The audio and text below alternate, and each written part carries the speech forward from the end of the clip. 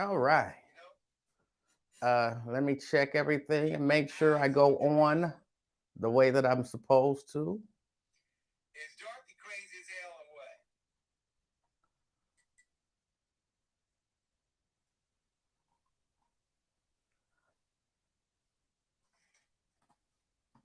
All right. The real Terrence Howard is back with us. You know, I do the little after show for a minute. What we drinking today, Lincoln? What we drinking today, Lincoln? What we drinking? If it was I'm Friday, it was brown what? Good afternoon, Maria. Good afternoon, Karen. I'm listening to Lincoln Ware's after show, laughing at him and laughing at him and the real Terrence Howard, laughing at these guys. Uh, that Terrence Howard, I'm glad that he's back. I wish we could have got him back, before everything went down. Um, he might have he wouldn't. He wouldn't have. I was gonna say he might have convinced me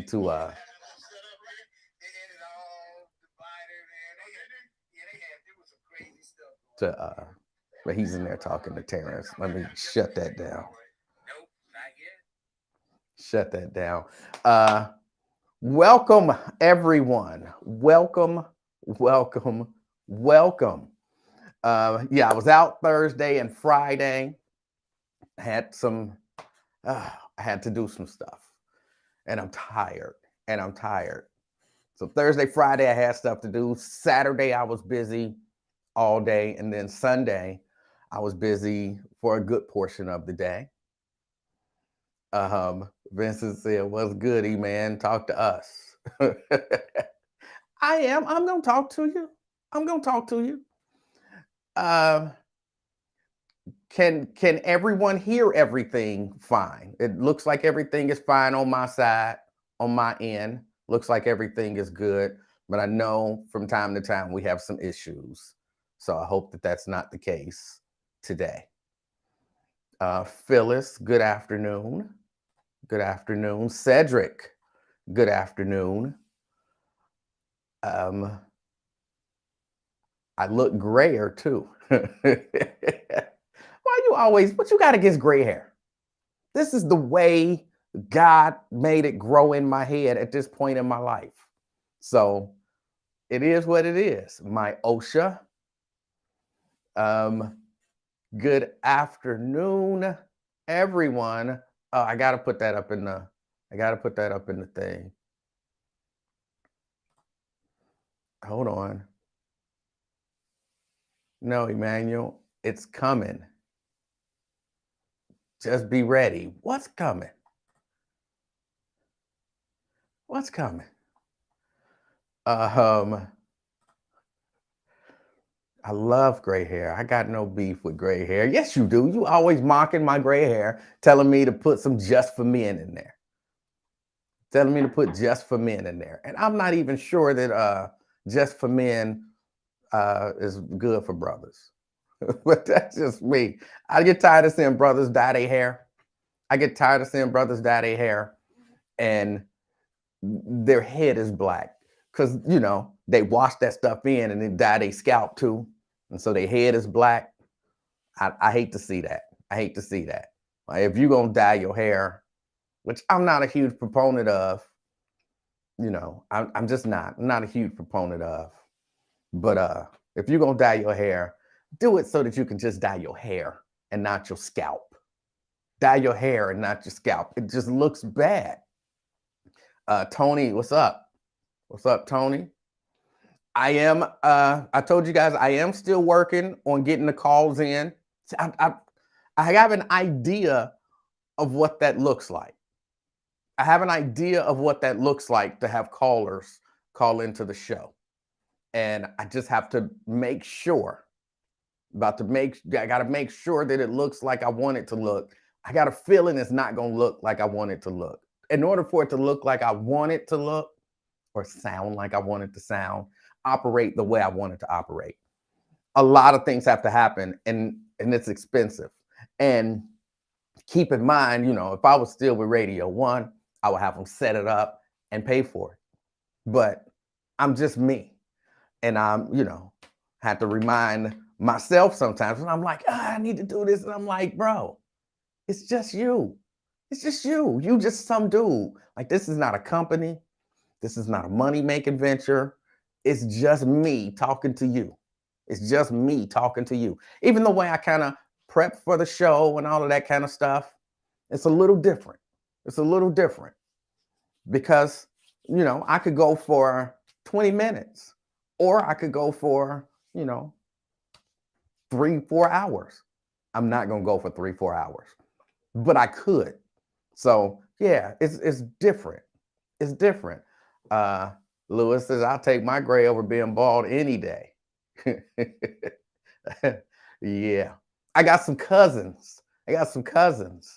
Who, they had, I'm going to use some terms, and I don't mean these terms the way they might seem.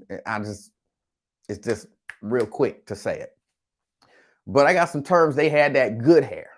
Their hair would grow nice and full and long, and they could do stuff with it. Get willies was no thing for them when willies was in. Getting afros was no thing when afros was in.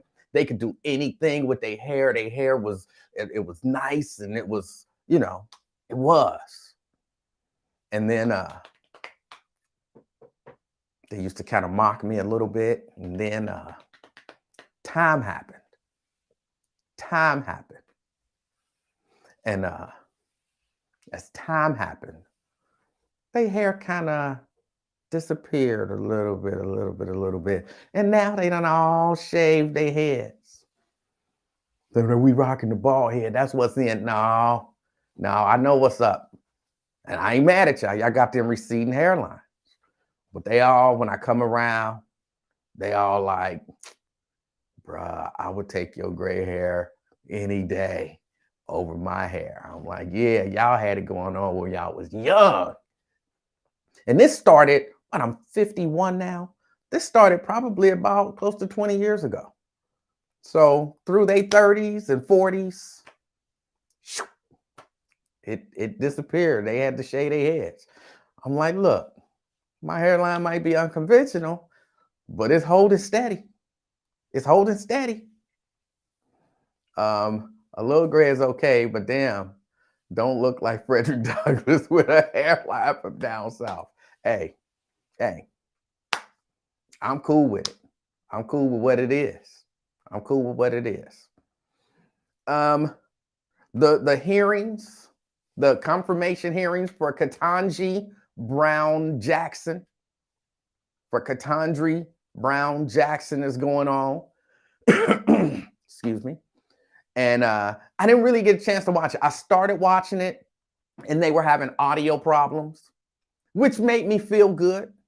It made me feel good. I mean, I couldn't watch it. I had to turn away and then turn back, and then turn away and then turn back. But it made me feel good because I'm like, this is everything. Like, this is C-SPAN. I mean, I know they all carrying, probably just like one feed, but all of them, Fox, C-SPAN, MSNBC, CNN, they were all having the audio problems. And I was like, yes, because we all have issues. We all have technical glitches. I couldn't watch through the technical glitches. I could not watch through the technical glitches. And by the time I came back, it was time for me to begin to set up. See, on Mondays, I pull the curtain back for y'all. On Mondays, it takes me about an hour and a half to set up because I take all of this stuff here, which, I got lights, I got all different kinds of stuff, the switcher, the cameras, microphones, the computers, all of this stuff I take on Sunday, take it over to the church, and I do the church live stream. When I get home on Sundays, I guess I could just set it up then. When I get home from church, after setting everything up, doing the live stream, breaking everything down, loading it into the car, I don't feel like coming in and setting up when I'm not going to do it anyway. So then I just wait till Monday morning and then I come in. And so on Mondays, I come in and I set everything up to do the live stream. So yeah, I didn't get a chance to see much of the confirmation hearings. I heard a little bit of uh, I don't know why I'm so bad with names, but I heard a little bit of a couple of the opening statements.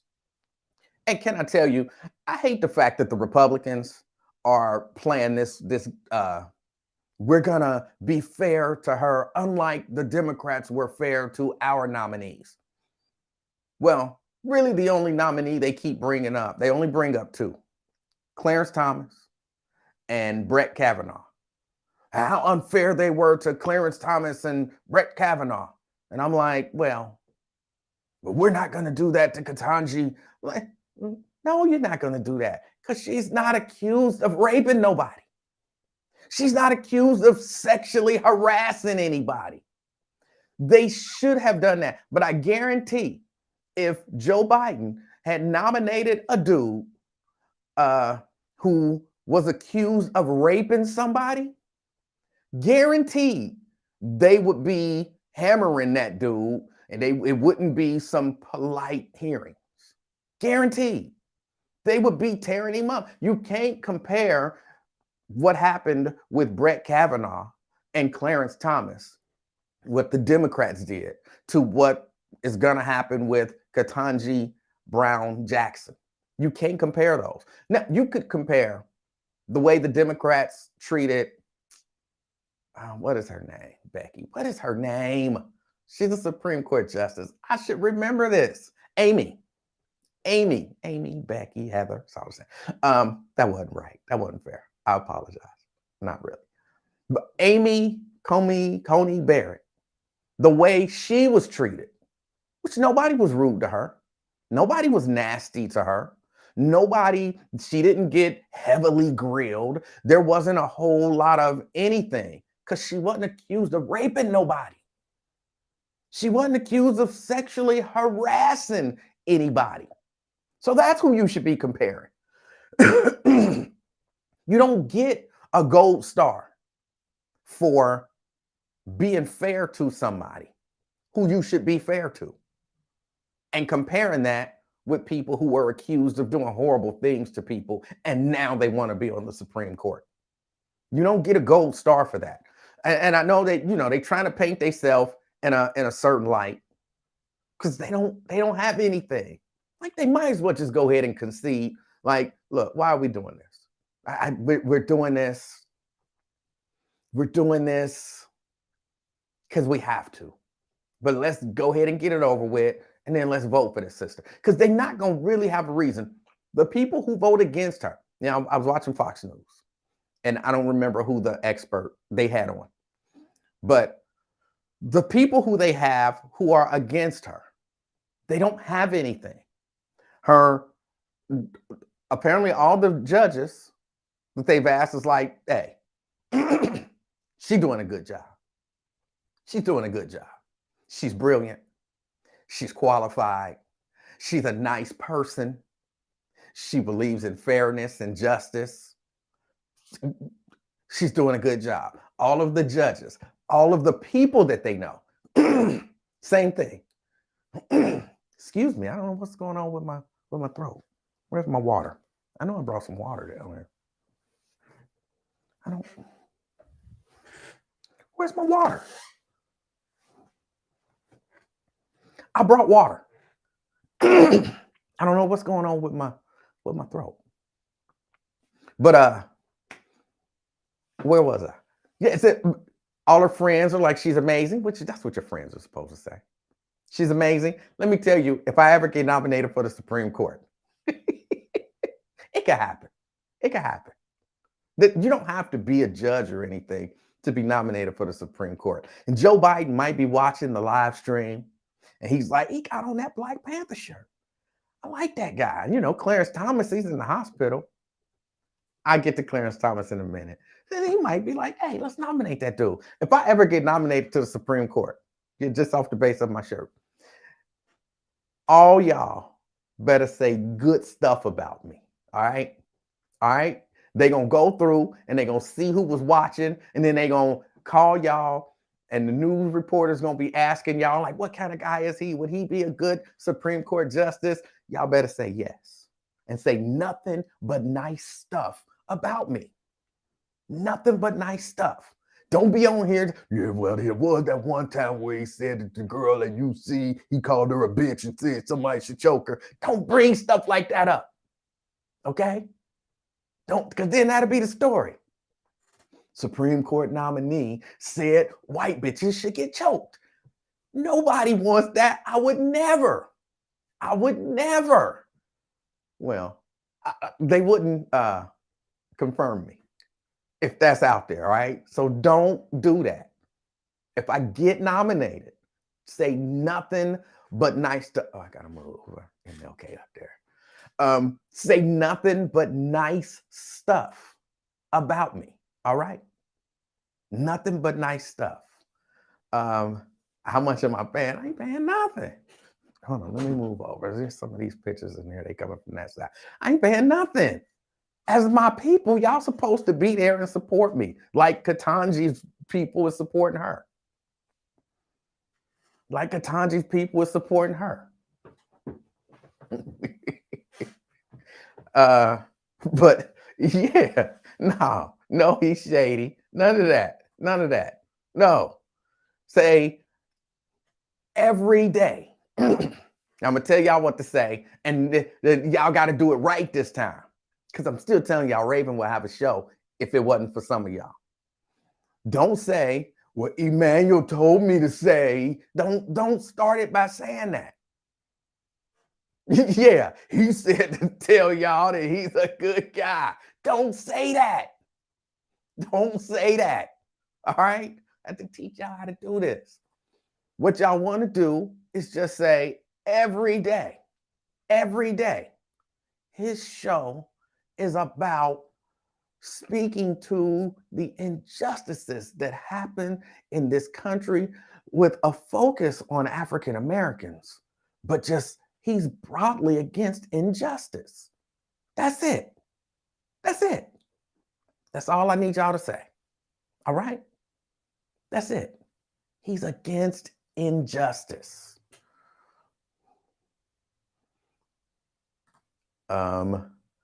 Judge KBJ will hold her own. She will represent for us, confident and proud.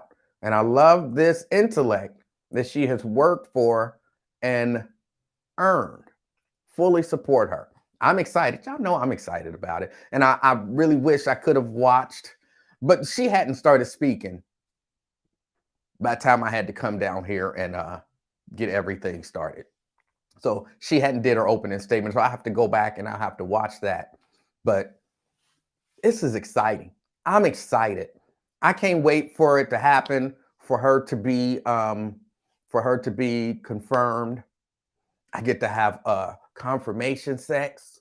You know what I'm saying? Look, hey, I celebrate everything. Look for reasons to celebrate. And I tell Mrs. Livingston, like, hey, we got to celebrate. So, hey, you know what I'm saying? You got to work that in. And it all have a different vibe to it. It's all got a different vibe to it. I've not had Supreme Court confirmation sex yet. I don't know what's going to happen. Bring a gavel, work the gavel into, you know what I'm saying? You got to do what you got to do. Spice it up.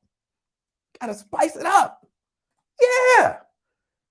Confirmation sex, what the hell? You and Genghis don't have confirmation? Well, you might not have had a reason to. But y'all don't like celebrate stuff? When Trump lost, we had concession sex. You know what I'm saying? You gotta do what you gotta do. Spice it up. Gotta spice it up. It was good. You gotta do what you gotta do. I don't understand how y'all don't know this stuff. But yeah. So it is an exciting time. And then they did announce that Clarence Thomas was in the hospital. He had, what's up, Wesley Brooks? He had some sort of infection. He's in the hospital, and I have to look. I'm being honest. All right, so don't hold this against me. I'm being honest. Um, I've done nothing with Genghis. Believe that. I thought you said you called your husband Genghis like during sex at some point. You renamed him Genghis, like that was your sex name for your husband, Genghis. Um, you wearing the judge robe with white church socks. Hey, work. We got to work a gavel and a robe into it. That's the stuff I'm talking about. That's the stuff I'm talking about. A gavel, Supreme Court robe, and an RBG smock. Gotta do what you gotta do. Gotta do what you gotta do. Spice it up. Make it exciting. But when I heard that Clarence Thomas was in the hospital, and again, I have to keep prefacing this, that it's not gonna sound good, but it's true. I didn't feel bad. And the first thing I was thinking is Joe Biden might get to nominate a black man for the Supreme Court. That's the first thing I was thinking. Not that, look, I hope that the man recover. I don't wish death on nobody. But I'm just being honest. They was like, this is a historic day. Ketanji Brown Jackson, she begins her confirmation hearings, first time ever, blah, blah, blah. And in more Supreme Court news, Justice Clarence Thomas is in the hospital. And the first thing I thought was another vacancy. Black man, a black woman. With like a real black man. And that's not fair, is it? Does it make you not a real black man? Like, do we understand what we mean when we say a real black man? Or is that not fair? To say that you have to politically, you have to believe a certain way in order to be considered a real black man. Like, he's a real black man, even though we don't agree with him politically. That don't stop him from being a real black man, or does it? And I'm just telling y'all how I feel. And when I look at some of this stuff, I'm like, we need a real black man in there. Because I'm not looking at him like a real, and I mean, of course, I acknowledge that he's a black man. But it's more than the color of your skin that make you black, right? Right? So it's not just when I'm saying a real black man.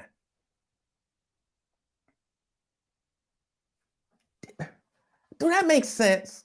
Or am I off base? A real black man wouldn't have a Tea Party January 6th supporting wife. Not a real black man. Okay.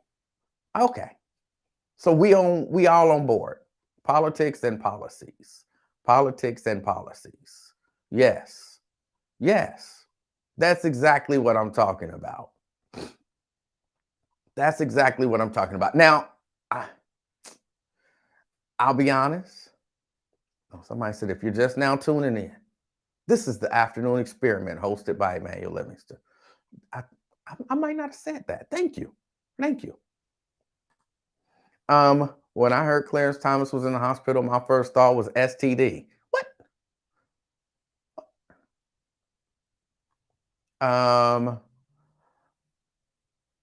But yeah, I what's good? Good Monday. E-Man and the afternoon experiment crew. Good Monday. Somebody said they love in the background. I wanted to get out the newsroom. And I was feeling my blackness today. I don't know, nothing happened, but I was feeling my blackness today. I think it might be the hearings. It might be the hearings. And I was just thinking kind of historically, and I don't have to say this to y'all. Y'all know this. Kind of historically, there's some amazing Black people who've done some amazing things. And the people behind me, they are some of them. They are some of them, but not, of course, all of them. And man, I just, I, I was just feeling my Blackness today because I'm excited. I'm proud. Even though she got a white husband, I'm even cool with that. I'm even cool with that because, sometimes things happen. So maybe, if Clarence Thomas, something happens and he can't go back on the Supreme Court and Joe Biden nominates a Black man, hopefully he's got a Black wife, and hopefully he's, like a show enough Black man. And then we can have both of them. We can have both of them. And yeah, there was somebody on one of the news stations who was talking about how difficult this is going to be on Judge Jackson. On Judge Jackson. And I was thinking, yeah. But they were saying, being the first Black woman to do this, it's not going to be simple because it's a lot of people looking at you. It's a lot of people focused on you. And I know that there's probably a lot of pressure there. A lot of pressure there, But I'm excited for her. I'm excited for her, and I'm excited for us. I'm excited for her, and I'm excited for us. What about a Black man with a Black husband? See, no. And I don't, no, just no. Not for me. Not for me. Even though, I'm saying, my man James Baldwin up there right now, a Black man with a Black wife would be great. Black man with a Black husband. I'm just mentally, I'm trying to process how I would feel about that. If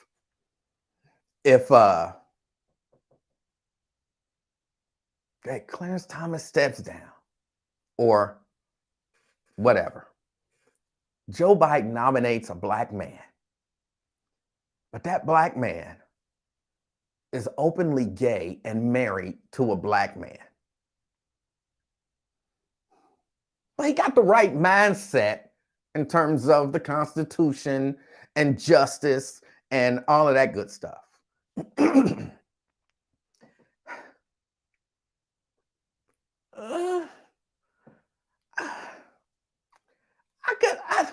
I would be okay with it. I would be okay with it. I wouldn't be as excited about it.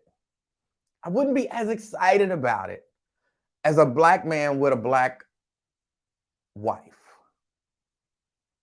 A Black man with a Black wife. I wouldn't be as excited about it.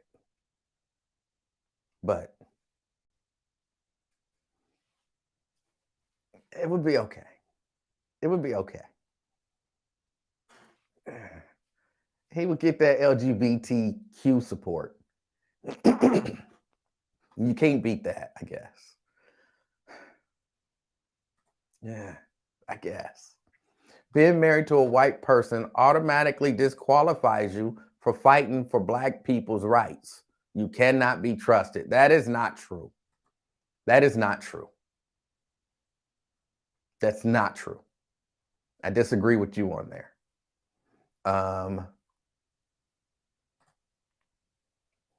I want to argue a case on the Supreme Court just so I could say, I'm sorry, Ms. Jackson. That's goofy. That's goofy. It's kind of funny. But yeah, when I saw Clarence Thomas being in the hospital, for real, my first mind did go to 2 openings And that's not right. But that's what my first mind went to. I also saw a bit of an update. Now I got to pull this story up. Bit of an update. Remember back, it don't seem like it's been that long. It don't seem like it's been that long. But back in 2015, wow, it's been that long. It's almost 7 years. Y'all remember what's her name? Kim Davis, the lady, the clerk out of was it Kentucky? Yeah, who refused to give the marriage licenses to the gay people. This thing is still going through the court system. It is still going through the court system. Now, at some point, they had granted her immunity. They had granted her immunity. It's kind of that same thing they do with police officers. Like you personally, you're cool. Like they can't sue you personally. They do that. They do that. And so they had granted her this immunity where she couldn't be sued personally. Well, a U.S. judge ruled that former county clerk from Kentucky knowingly violated the rights of same-sex couples by denying them marriage licenses in 2015, clearing the way for a jury trial seeking damages against her. Yeah.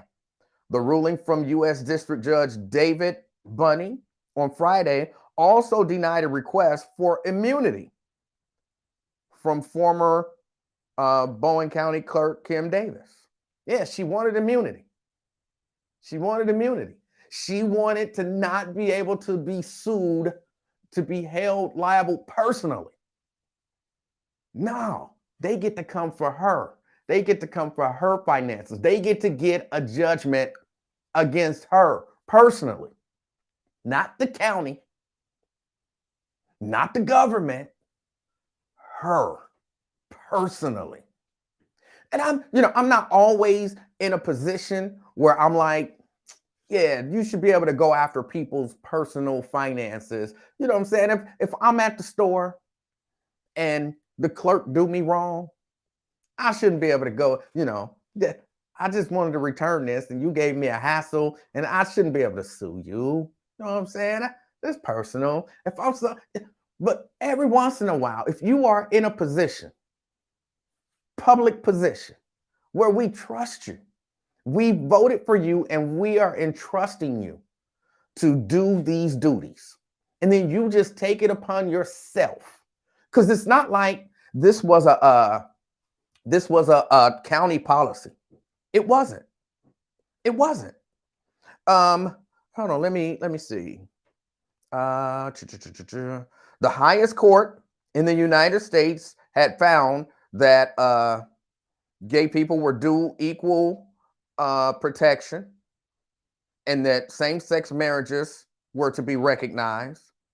But Davis repeatedly refused to issue marriage licenses despite, see, this becomes where she becomes personally responsible, despite a letter from the governor instructing all county clerks to issue the licenses and a legal opinion from the Rowan County attorney, which she had sought, advising that she had the legal requirement to do so. So the governor had already said, do it. She didn't want to do it. So she went to the attorney and the attorney said, do it. You are legally responsible to do it. And then she just made up her mind. I ain't going to do it. I ain't going to do it. You don't hold the state responsible for that. You don't hold the county responsible for that because they told her to do it. You hold her personally responsible for that. And she had been granted immunity, but they said, no immunity for you. They get to sue your ass. They get to take you to court and a jury gets to listen and a jury gets to decide if they win and what damages they receive from you. I like that.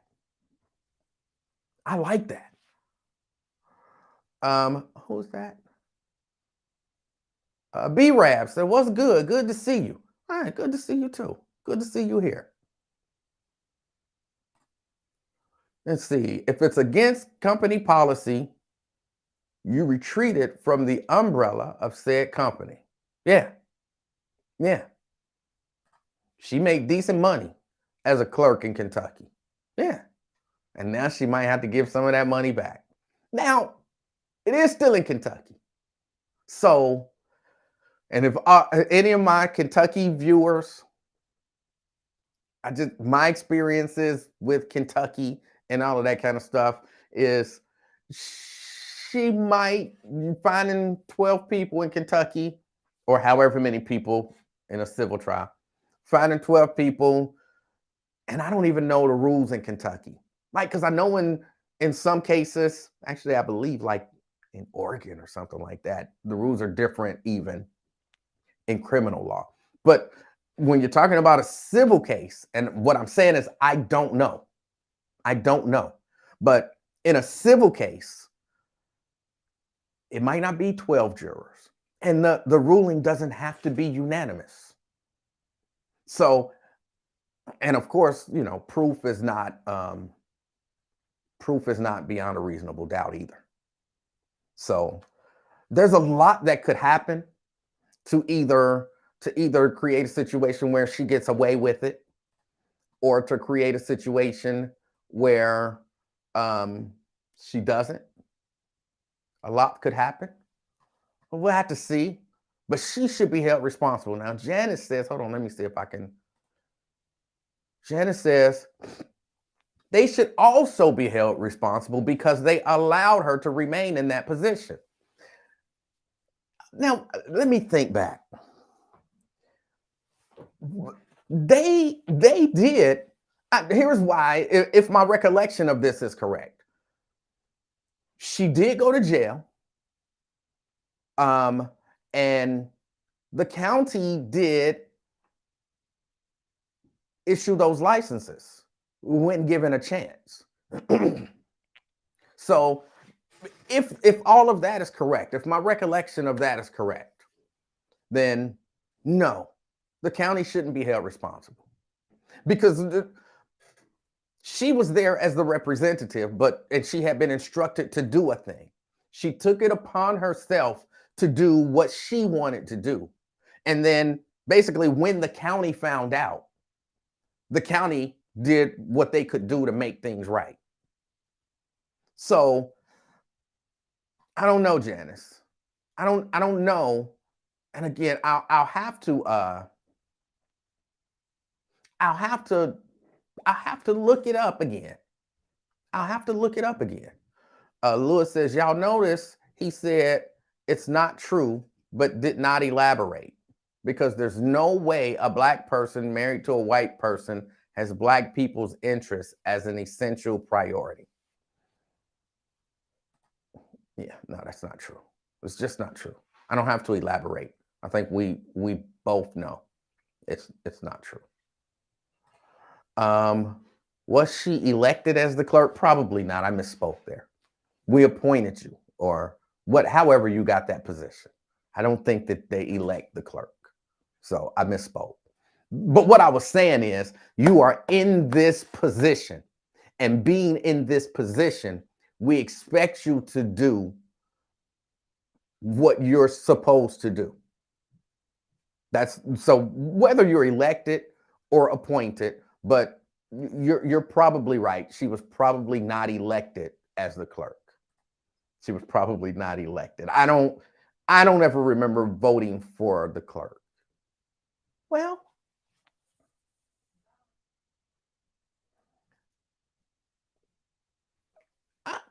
do we vote for clerk?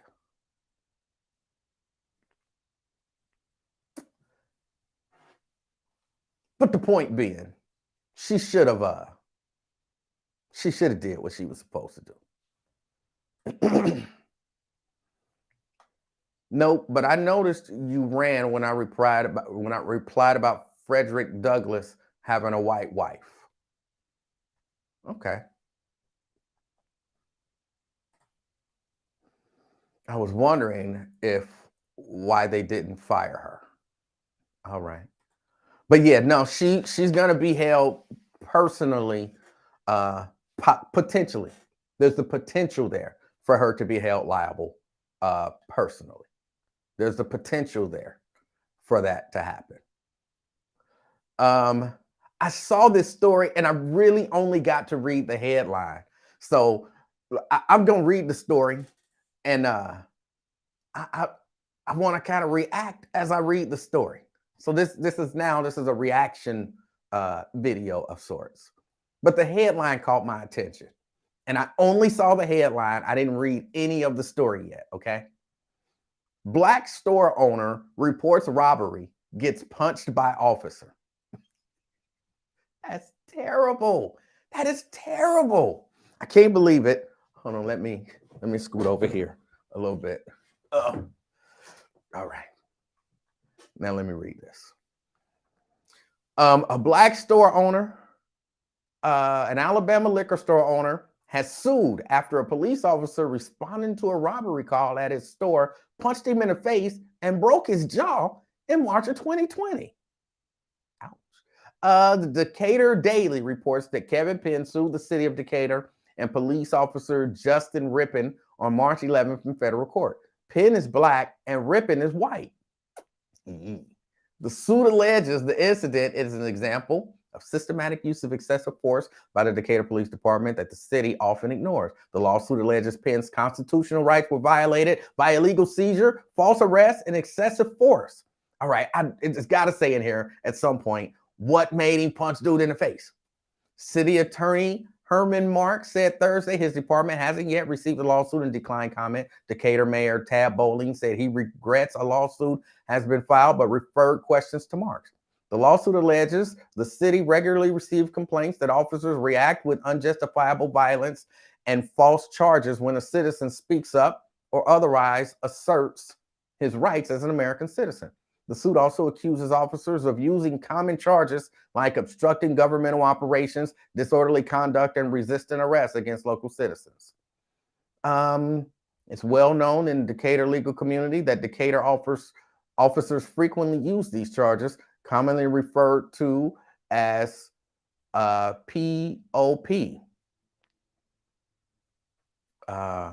pissing off police, okay, charges, without a legal basis. Penn had trapped a shoplifter with an electronic lock, and the suspect was lying on the ground with Penn holding him at gunpoint. Wow. Surveillance video shows Penn unloading his gun as police arrive. The video appears to show Penn setting the magazine down as the officers approach. An officer walked past the suspect and told Penn to put down his weapon. Penn refused, saying, "I have a right to have my gun." And this is what they got from body camera video. But police said in 2020, they believed Penn was reloading the gun. An officer who has been identified as Rippin then appears to punch Penn. Rippin and two other officers wrestled Penn to the ground and handcuffed him, the video shows. Penn was arrested and charged with obstructing a robbery investigation. Penn's lawyer said using the obstructing governmental operations charge is standard practice for most police jurisdictions and 100% used in North Alabama.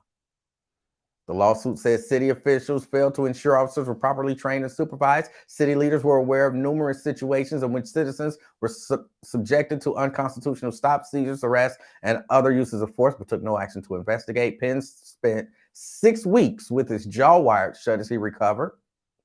Sherrod said the misdemeanor charges against Penn are still pending.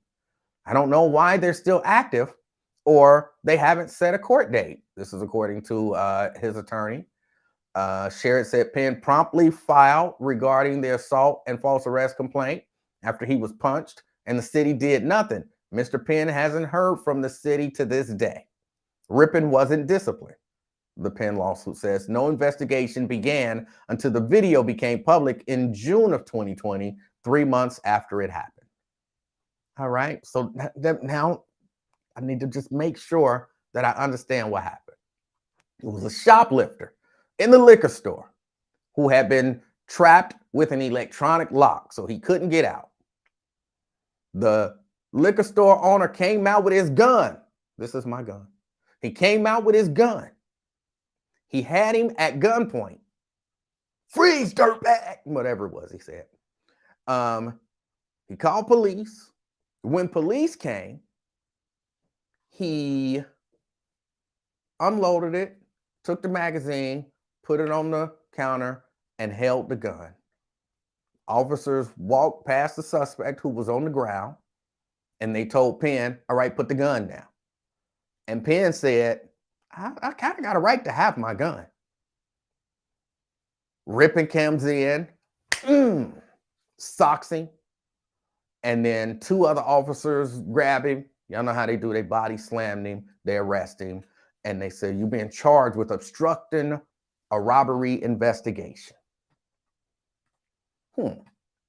Interesting. Interesting. And Brian says, this is on video. Saw it when it had just happened. Now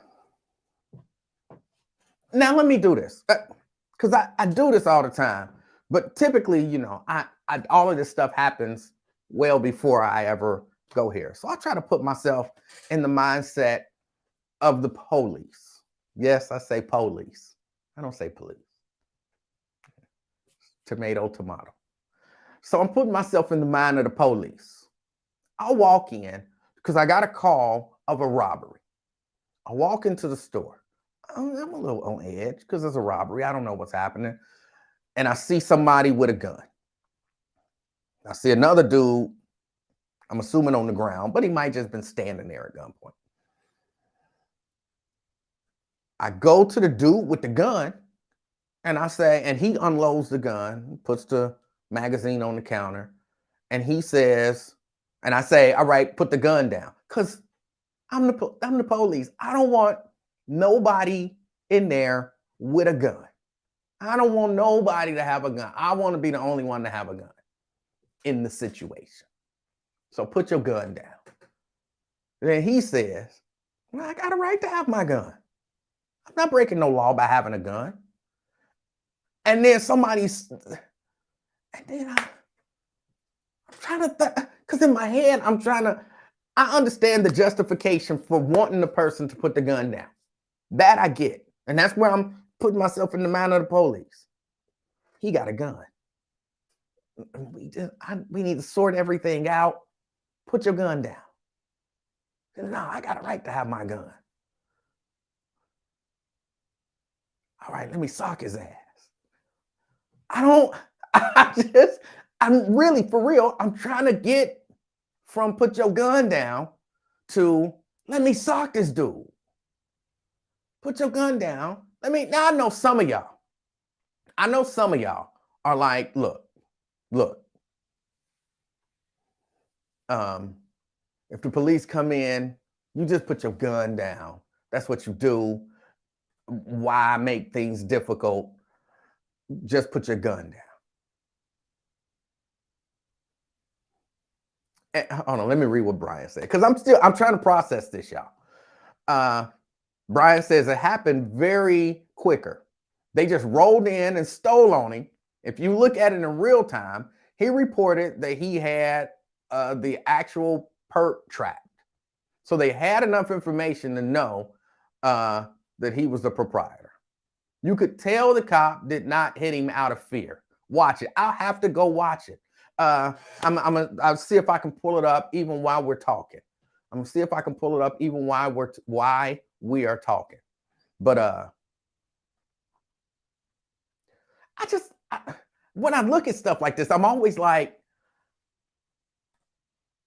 are they really training the police just to sock people? Like, that's what they training the police to do. He don't do what you say do, sock his ass. He don't put his gun, sock his ass. He don't stop talking, sock his ass. He don't answer your questions, sock his ass. You know what I'm saying? Is there a part in the police training manual, like big bold headlines, good reasons to sock his ass? You know what I'm saying? Put the gun down. Bullet point number 1, if he has a gun, sock his ass. Bullet point number 2, what? If he keeps talking when you're trying to talk, sock his ass. Bullet point number 3, he won't sit down when you tell him to sit down on the curb. Sock his ass. Like, is this training? Is this?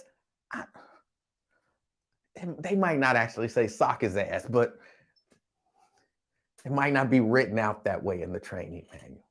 But I feel like that's an old school go-to tactic by the police. In any given situation, you just sock his ass. I'm looking it up. I'm trying to find this.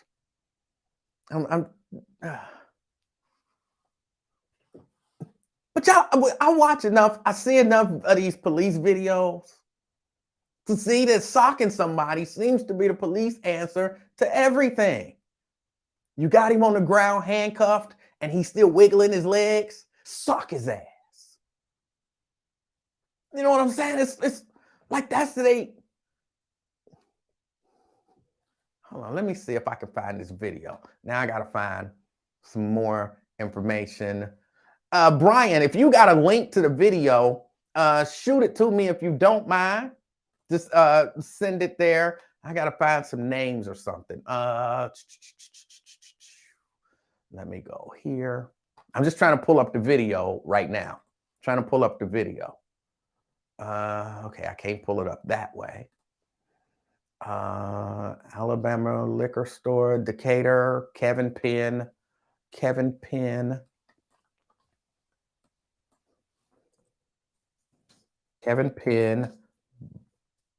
body cam. Decatur police release footage. All right, let me see. Cool. Got to do their little commercial. He walking in. Okay, hold on. We got to watch this together. Hold on, let me figure out how I can do this so that we can watch this together.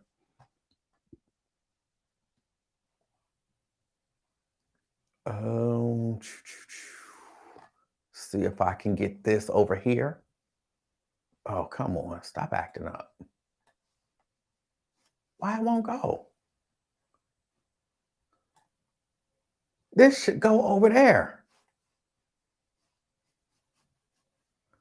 Oh, this is irritating me now.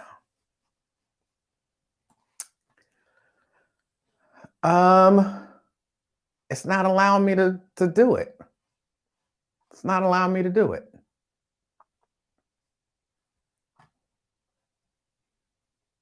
I don't know. Let me see if I can click on the link.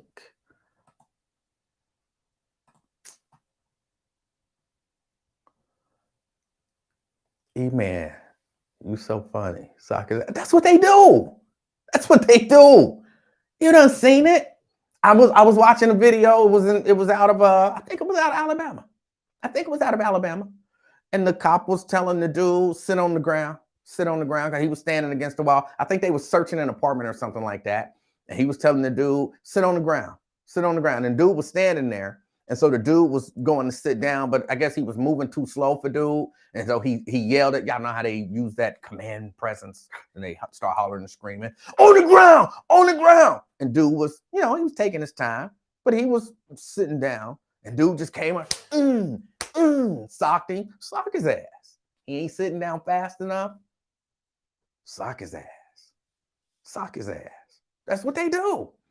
I think I found the video, but it's not allowing me to show y'all the video. I don't know what's happening here. I don't know why. Why is it doing that? Hold on, let me see. Maybe I shouldn't have to do that. Let me minimize this. And then maybe now, okay, yeah, now it'll let me drag it over. And so let me move over here. Now it's being difficult. So let me move over here. And let me make this a little bigger.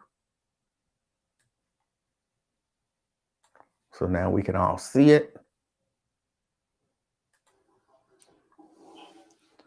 All right, so he walking in.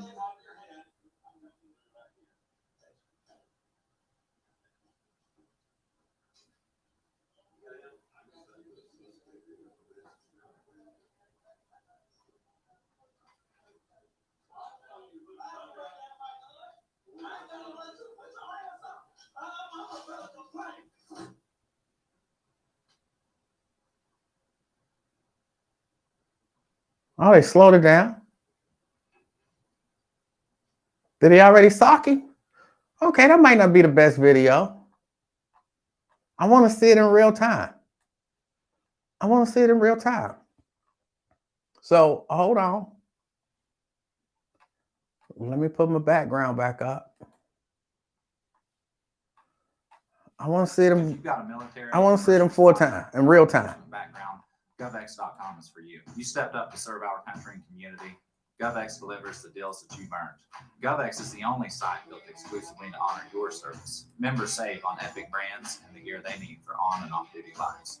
Signing up is fast, easy, and totally free. Those who serve in uniform deserve the best savings on the internet. If you qualify, I want to see this in real time. Join a community of patriots and pros. You've earned it. GovX, savings for those who serve.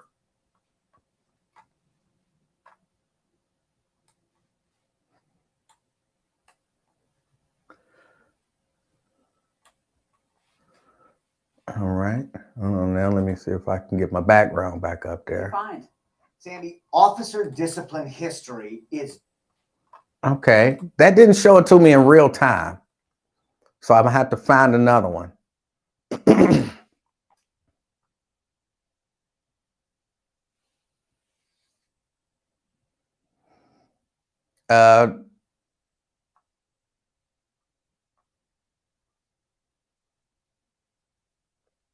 Brian sent the link. I can't open up the link this way because something is going on still with hold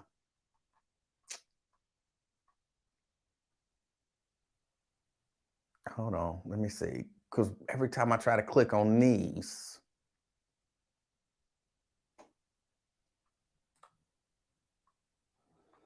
it used to be the practice under Sheriff Neal that deputies and corrections could get one punch in on an inmate to subdue him into compliance. Sheriff McGuffey ended that practice when we discovered a case where a correctional officer had punched. Let me see, we gotta finish it. Had punched an inmate. So that is an actual policy. Sock his ass.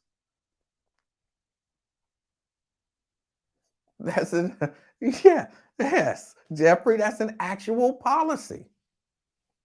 Copy and paste it. Now, what I'm saying is using this when I go to even scroll over it to copy and paste it, it won't let me using this program that I'm using. So I have to go through some other things to be able to copy and paste.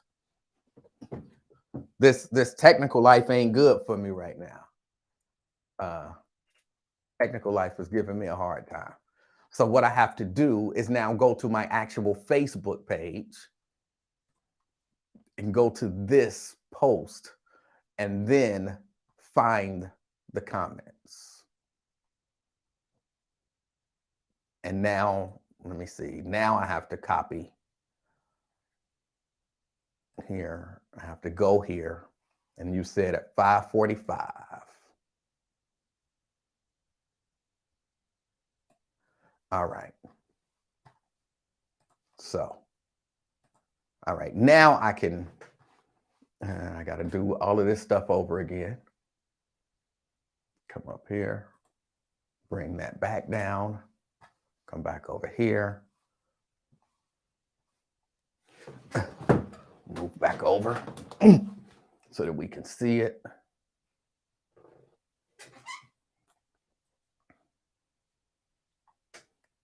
and click play.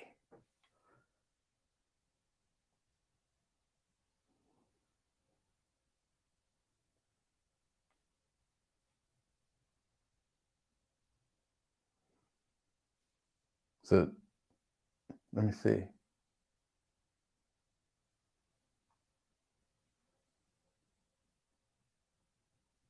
Oh, he just came in and socked him. He came in with the good sock. And now they wrestling him down to the ground. Hold on, let's back that up again. They telling him to put the gun down. He's got the clip in his hand, right? Or is this the gun and he's trying to, that look like the magazine. Now he don't put it down. He don't have it in his hand no more. And now he just socked him.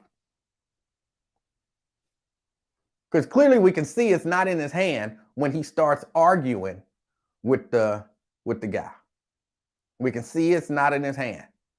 So he got it in his hand, whatever it is. I don't know if that's the magazine. I'm pretty sure that's the magazine that he's messing with.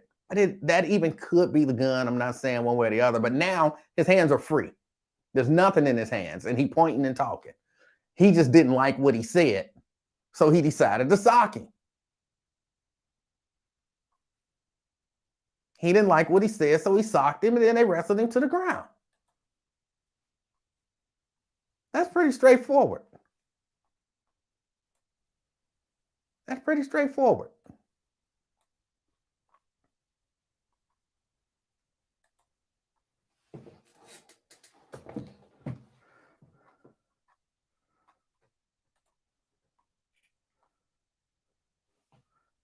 Can I make the screen bigger?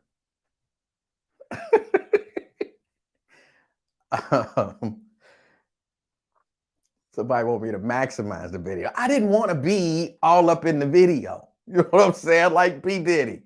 I was trying to not be all up in the video, but I'll do it. I'll make it bigger.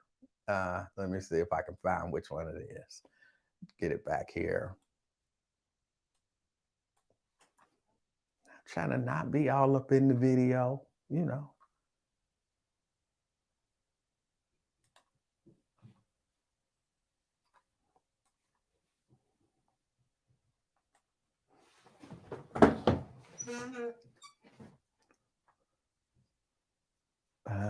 Let me see. So we're gonna go here.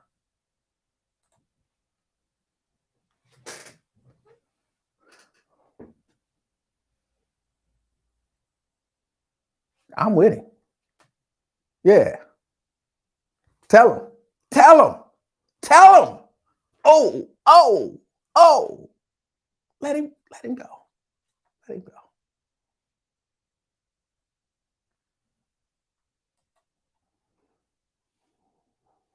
That's right. Uh-huh. Yeah. Yeah. Uh-huh. Yeah. What? Ain't gonna do what you gotta do. Yeah. What? You. Oh, hey, I didn't say nothing. I didn't say nothing. That was all him. It was all him.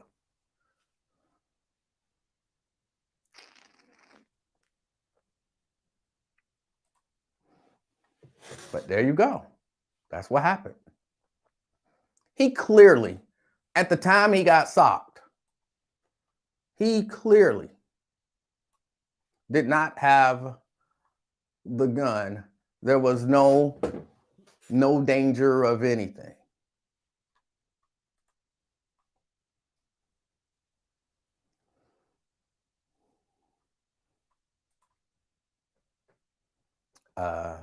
Linda says that make me angry.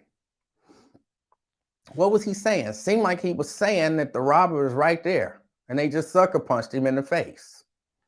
Yeah. Cowardice, raw bacon with badges.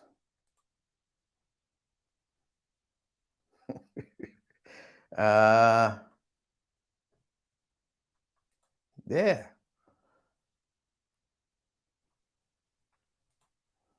Well, this is better than the Buzz layout. Did you see the video of the guy who hit the other guy with the can of tea? Look it up. Yeah, I've seen the Twisted Tea. I still don't understand why that dude don't have a commercial yet for Twisted Tea.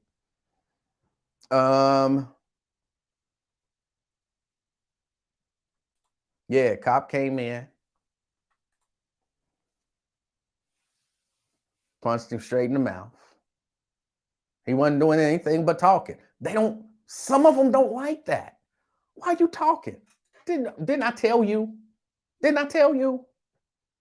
And you still talking? Hold on, let me go to the manual. What does it say to do if you've given an instruction and the person is still talking and they saying stuff you don't like? Sock his ass. All right, so that's what I do.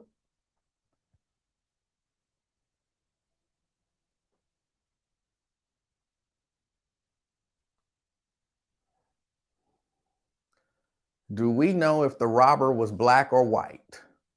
I don't know if the robber was black or white. This is terrible. I hope he wins millions. You said he broke his jaw. Yeah, he broke his jaw. Yeah.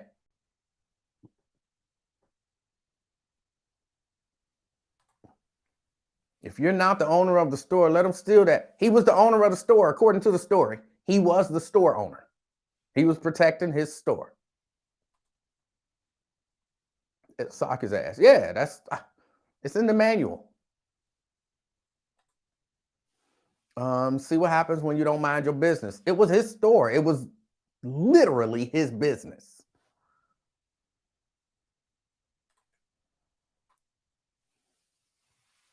The reaction would have been the same even if he said nothing. I don't know about that. But I mean, he definitely, because I saw the real quick part that I heard on the previous clip that I was playing from the news, where they had told him to put his gun down, and he was basically saying he don't have to put his gun down. But that's fine, because we saw on that clip that eventually he put the gun down. Eventually he put the gun down, and he was talking. He was talking. He put the gun down, and that's not the way he was pointing ain't the purpose over there. It wasn't that kind of point. That wasn't the kind of point it was. Some stuff you can just tell from the way people do stuff. I don't know what he was saying, and I could probably go to one of the other videos with sound and find out exactly what it was that he was saying right before he got punched. But y'all see all of the things I had to go through, all of that stuff. But he shouldn't have been socked. I mean, at that point, he had put the gun down, and he was just saying something that you didn't like or you didn't want to hear. And he got punched. And then he got charged. Now, all right. Let's say, because again, I'm trying to go from the perspective of the police. Let's say, for some reason, it was okay. It was okay. It was justified that they socked his ass, right? Then you wrestle him to the ground and you arrest him. But then once you figure out, this is the store, you know, with 100% certainty, this is the store owner. He had the gun because he was getting robbed. And so there was some confusion. And just to me, this just makes sense. You say, okay, so we was a little hyped. He was a little hyped. We're not charging him with anything. That sounds reasonable to me. I'm not justifying socking him and cuffing him and all of that kind of stuff. I'm not justifying that. I'm saying once you move past that, and you realize what actually happened and what's going on, you say there's no reason to charge this guy because all he was doing was protecting his store. All right, let's say the police at the scene, they still a little hyped about it. Because, I don't know if you've ever been in a situation, this thing keep running up my arms. I don't know if you've ever been in a situation where things kind of got out of hand. And when they talk about adrenaline flowing, the adrenaline be flowing. I've been in a fight or two. And after, I've been in some arguments. And after it could be up to an hour after the argument, I'm still hyped. I'm ready to, and I can't believe he said so-and-so. And I had to check his ass because he knows so-and-so ain't, you know what I'm saying? And you still, it could be an hour later. The adrenaline's still going. So again, not excusing anything. But okay, so the cops arrest him and they charge him. Okay, at some point, these charges go to someone to prosecute the case. You get the information. This is one of those where you look at and you say, let's drop these charges. There was a misunderstanding. Things ain't looking right. Things ain't sounding great. Let's drop the charges. Right? That's what you do. You just drop the charges. According to the story. According to the story and according to his attorney. Hold on, let me keep scrolling. The misdemeanor charges against him are still pending. His attorney says, I don't know why they're still active or they haven't set a court date. And this happened in March of 2020. We're at the end of March 2022. They still haven't set a court date, and the charges are still pending. This is one of them things where, what's the city attorney, Herman Marks? He really needs to step in and just do the right thing with regard to this piece of it. Where he can step in and say, okay, let's drop these charges. Because clearly there was some misunderstanding here going on, or whatever excuse he wants to make.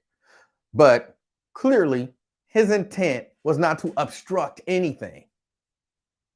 And this use of force was not because he was obstructing anything. This was what some of us call contempt of cop.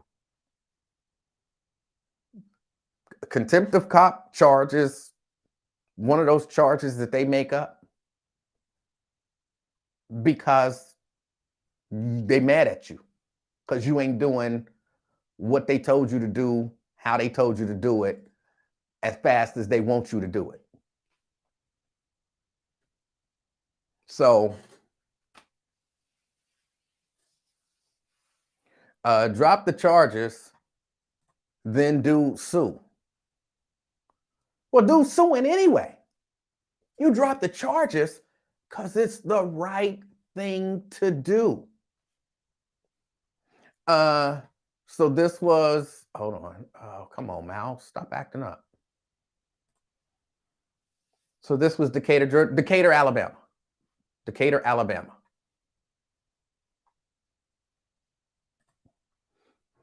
Nope, them dudes double and triple down because they some retaliatory and punitive Mickey Fickies, yeah.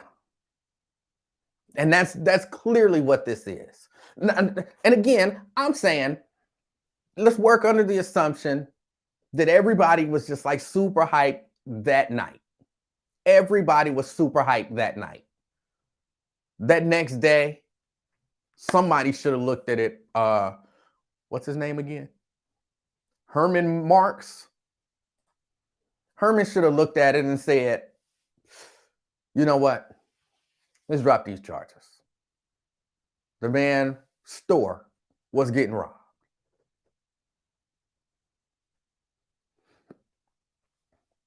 Oh my goodness. The man's store was getting robbed. So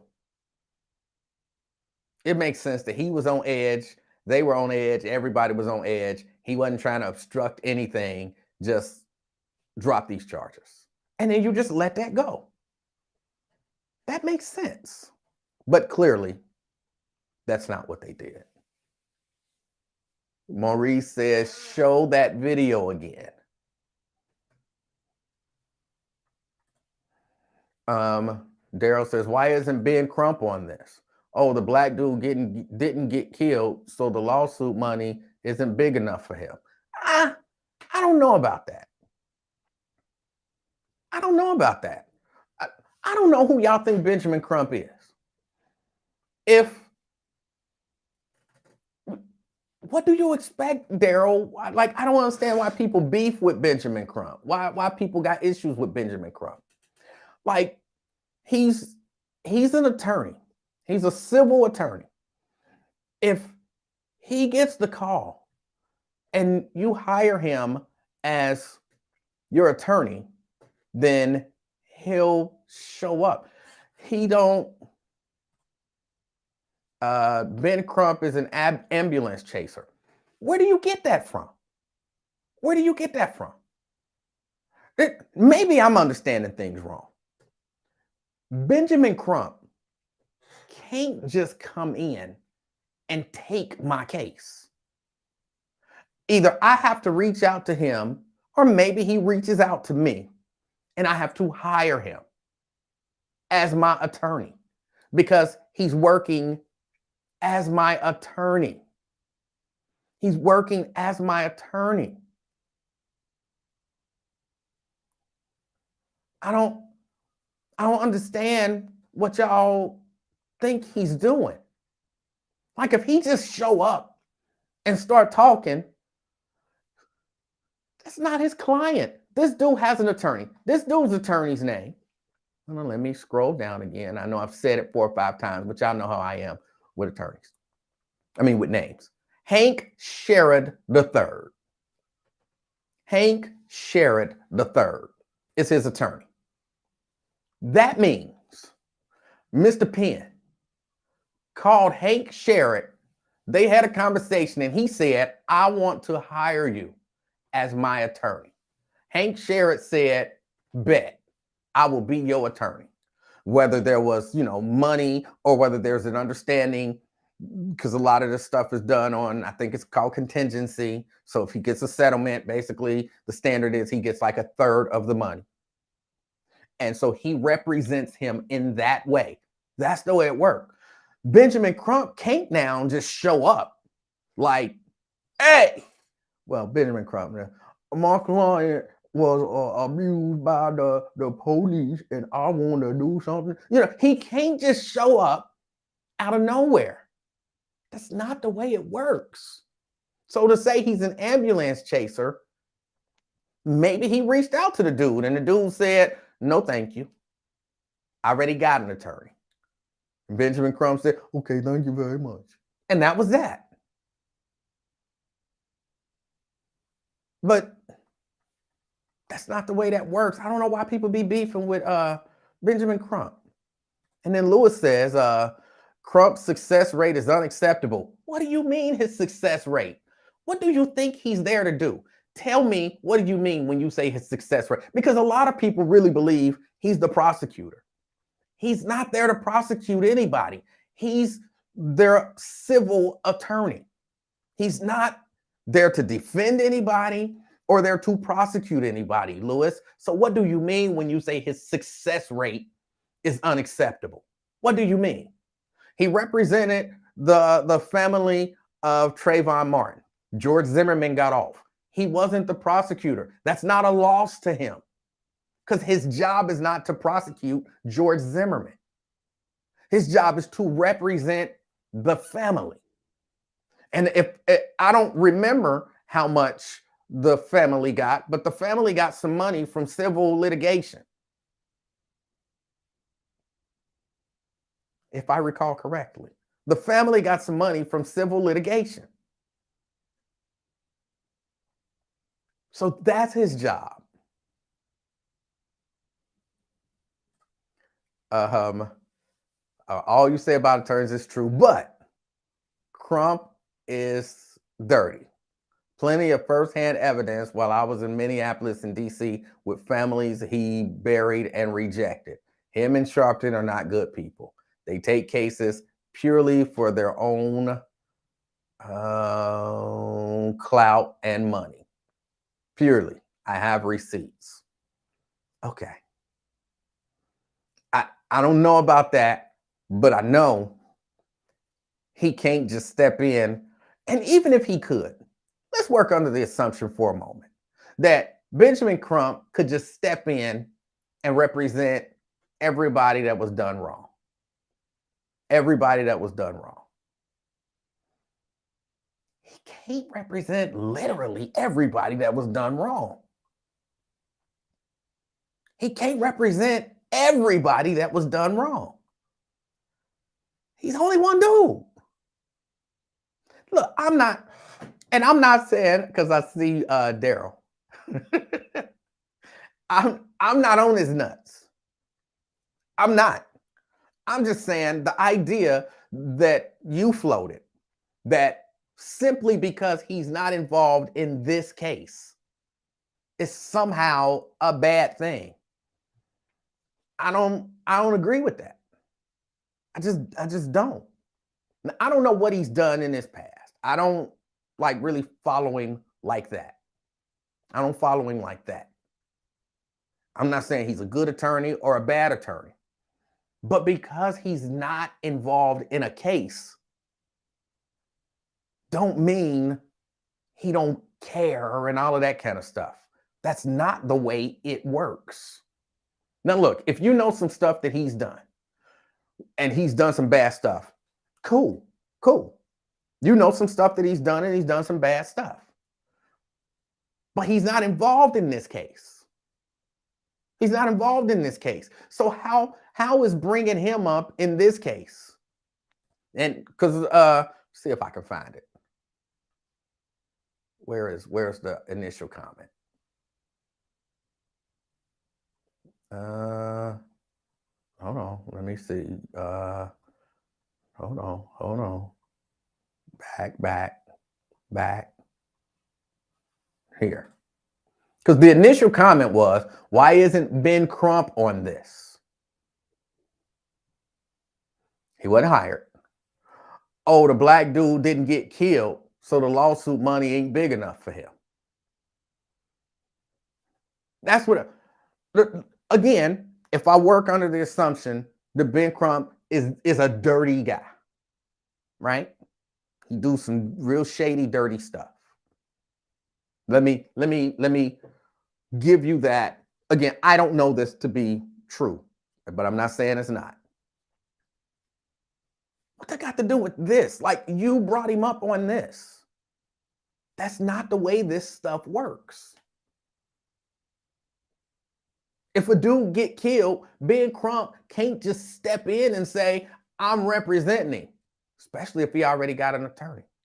And even on this, Ben Crump can't just step in and say, they beat you up and they arrested you on some bogus charges. I know you got an attorney, but Hank Sherritt III, you're out. I'm in. I'm sorry. You're out. I'm in. He can't do that. So that's all I'm saying about that. I'm not speaking to his character. I'm not speaking to his work ethic. I'm not speaking to any of that stuff. Just that's not the way it works. And then, like I said, for somebody saying that his record is unacceptable, I'm thinking you also don't understand how it works. E, I agree with your equivocation completely. Not taking a case doesn't automatically mean anything. He does have a whole team of attorneys and isn't the lead in many of the cases he speaks on. All right. Also, Nicole says attorneys can decline a client if they feel there's not enough evidence or their case is not winnable, or if the client is not cooperative. True.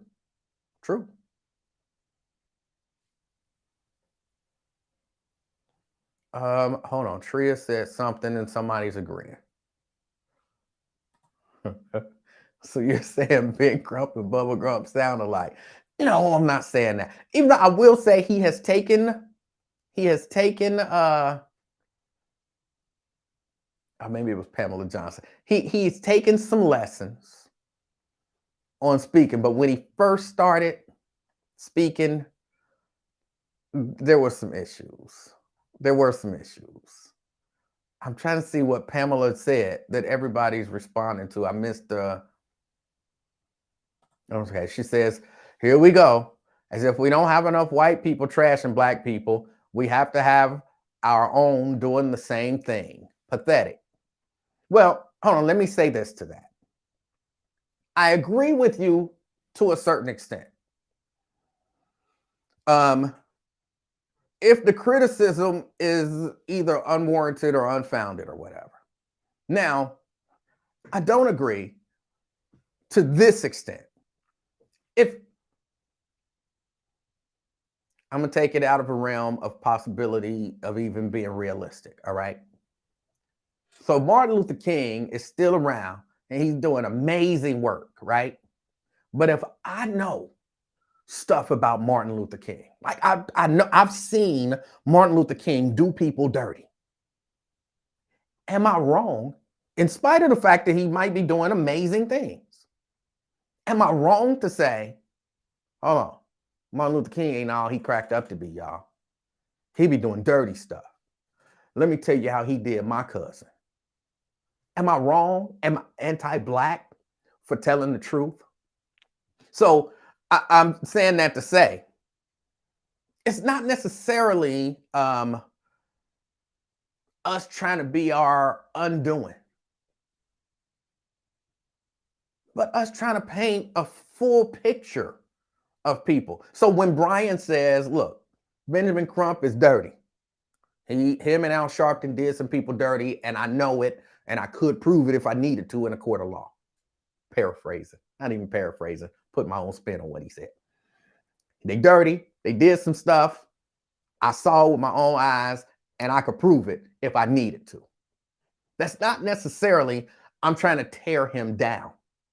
There's more to some of this stuff, to some of these people than you know. So I understand what you're saying. And you might look at me in that case and say, hey, in my fictitious case, and say, hey, why you getting no Martin Luther King? Man, he out there going hard for us. And you trying to tear him down. And then I look at you and I'm like, but I know he did this stuff. And you like, but you got to look at the bigger picture. It's not just about what he did to your cousin and them. It's about the bigger picture. And I'm going to probably be sitting there thinking, but if he's doing this to little people, how is that helping everybody? So, you know, there's some kind of back and forth on this.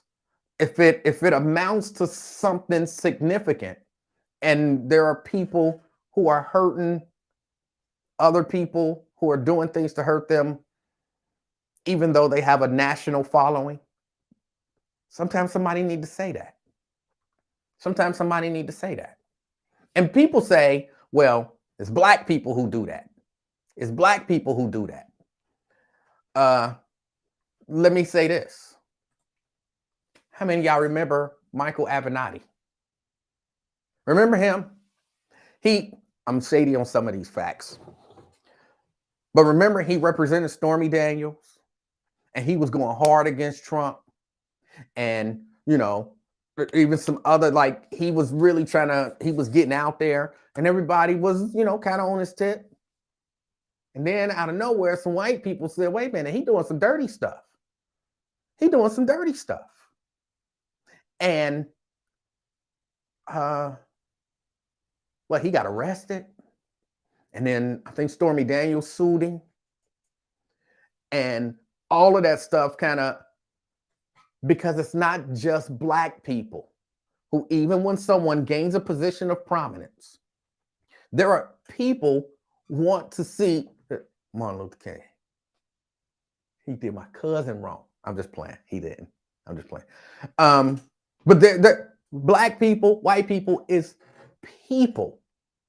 People. And I think it's a good thing. People should do it. I think sometimes as Black people, we are not willing to hear the bad stuff about our heroes and about those people that we admire. And, you know, we hear it and we don't take it seriously and we don't treat it as if there's a possibility that it can be real. So that there are probably some high-profile Black people out there doing bad stuff to other Black people simply because we don't want to hear bad stuff about our heroes or about those people who it looks like they're fighting for us in the system. Nicole says, and it's true, two things can be true at once. But what can't be denied or disputed is that both Sharpton and Crump have championed wins for many in the realm of injustice. Brian knows as well as anyone that activists put their necks out there, and we are often paid in criticism checks. You do all this work to help someone, and they turn around and stab you in the back or get the win and forget to pay it forward for someone else. But yeah, we are sometimes maybe less likely to look at situations and then we begin to criticize the people who are possibly bringing a truth to us about our heroes. And then we diminish them as if now they're anti-Black because the person who they had a truth about was Black and we look up to them. So, but with regard to that particular, the case of the store owner getting punched by the police, hopefully, I mean, we'll have to see, of course, how everything plays out. I hadn't heard the story before, and I do try to follow stuff like this, but I hadn't heard this story before. So just looking at it, yeah, it seems like he's got a pretty good case. I was about to try to kind of side with the police maybe a little bit until I saw the video. And if he had still had the gun in his hand, I might have even been like, okay, I'm gonna side with I know the gun is unloaded, but they don't know for sure that it ain't one in the chamber, whatever, you got to do what you got to do. But yeah.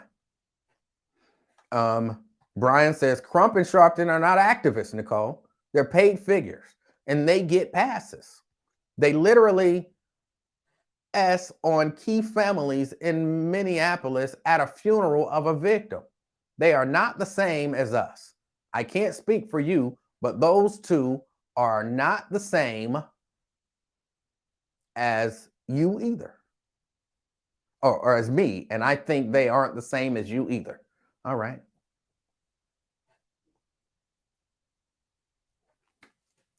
I might give Sharpton more of an activist card than Crump. Crump, being an attorney, he is there in his official capacity as an attorney. He's there as his official capacity, in his official capacity as an attorney. And in his official capacity as an attorney,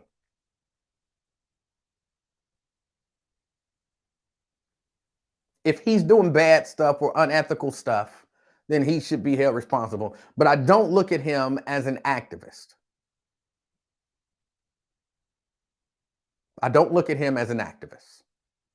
Sharpton, on the other hand, because I mean, I know that he gets some financial benefit from some of the things that he does, but other things he's not. He's just there to bring the national spotlight that he brings.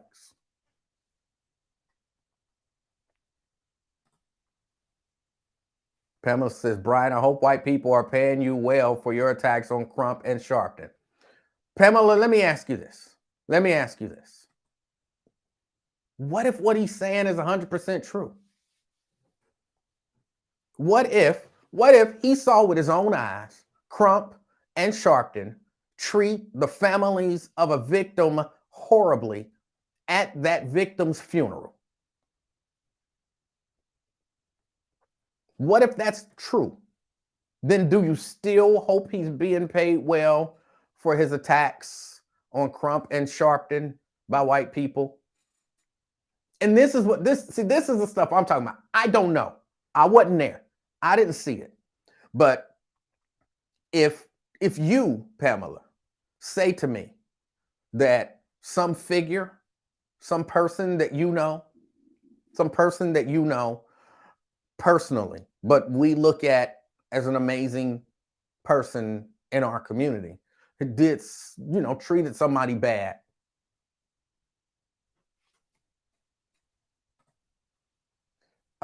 If he did it, do you think the family would say that? I don't know if the family would or if the family wouldn't. The family might not. Sometimes, especially at a time like that, you just like, it ain't even worth it. It ain't even worth the time. I'm going to just ignore it. Whatever happened, and you move on. And somebody else has to step up and say, no. That was wrong. You shouldn't have been treated like that. And that person might be saying, just leave it alone. It's all right. Just leave it alone. And you're like, no, some things you don't just leave alone. You might want to leave it alone, but people need to know how these people are treating you or how these people are treating the families of victims. So again, my question to you, Pamela, is if it's true, do you think it should be just swept under the rug and pretend like it didn't happen? That's my question. If it's true and somebody is just pointing out something that is factual, do you think you just sweep it under the rug? Is that the appropriate thing to do because this person is in the national spotlight? Nicole says, I consider them both civil rights advocates. Even in their professional careers, they use it to fight injustice. So there are parallels in our overall goals. All right. That makes sense. I can roll with that. Because he could, as an attorney, he could just say, no, I'm not dealing with these kind of cases. But he's working in that field of law and so yeah, I can see that. See, it's a hypothetical question you're asking. No, it's an actual question that I'm asking. It's not hypothetical. I just admire them for putting themselves out there. They do more for Black people than keyboard warriors. And no, I do not think it should be swept under the rug. But Pamela, that's exactly what you're saying. A person said, see, this is why it's not hypothetical. It's actual. A person said they witnessed these two people treat people horribly. And your response to that was, I hope you're getting paid well by white people to assassinate their character. So if that person is telling the truth, which I got no reason to believe that they're not, you're saying, sweep that under the rug. Don't talk about that. Sweep it under the rug. Don't talk about it. It's not a hypothetical question. It's an actual question based on an actual comment that happened on this actual show that you actually said that person was getting paid by white people to diminish some actual Black people based on something that he says he actually saw. Not hypothetical at all actual. But then you follow up with, I don't think it should be swept under the rug. So you say, if you saw it with your own eyes and you say it, then you're assassinating their character.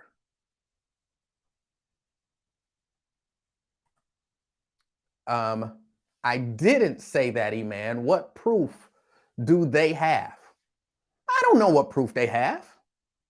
But you definitely did say everything that I just said that you said, because I was reading it while I was saying it. That is what you said. All I'm trying to do is maybe open your mind a little bit, Pamela. Open your mind to the possibility that even the people that you look at and you say, this is my hero, maybe they can do bad stuff too. And if I see them do bad stuff and I say it, I'm not trying to assassinate their character. I'm just saying what I saw. And I might not have proof of it. I might not have proof of it. When Al Sharpton used to come into the studio, y'all know I like my hypotheticals. And I saw Al Sharpton cuss out all of the people who he thought was beneath him. The technical producers, he kissed ass of all of the higher ups, but he cussed out everybody else and even punched somebody in the stomach once. And I mentioned that Al Sharpton did that. Am I trying to assassinate his character? No, I'm not. I'm just telling you what happened. Well, where's your proof? Well, I didn't videotape it. I'm just telling you what I saw. I hope you're getting paid by them white people to... No, nobody's paying me. I'm just trying to help paint a real picture of what's going on with this human, because he's just a human. And to me, if they did treat people bad, that's bad. That's bad. You shouldn't treat people bad. But at the same time, it doesn't necessarily take away from the work that they're doing.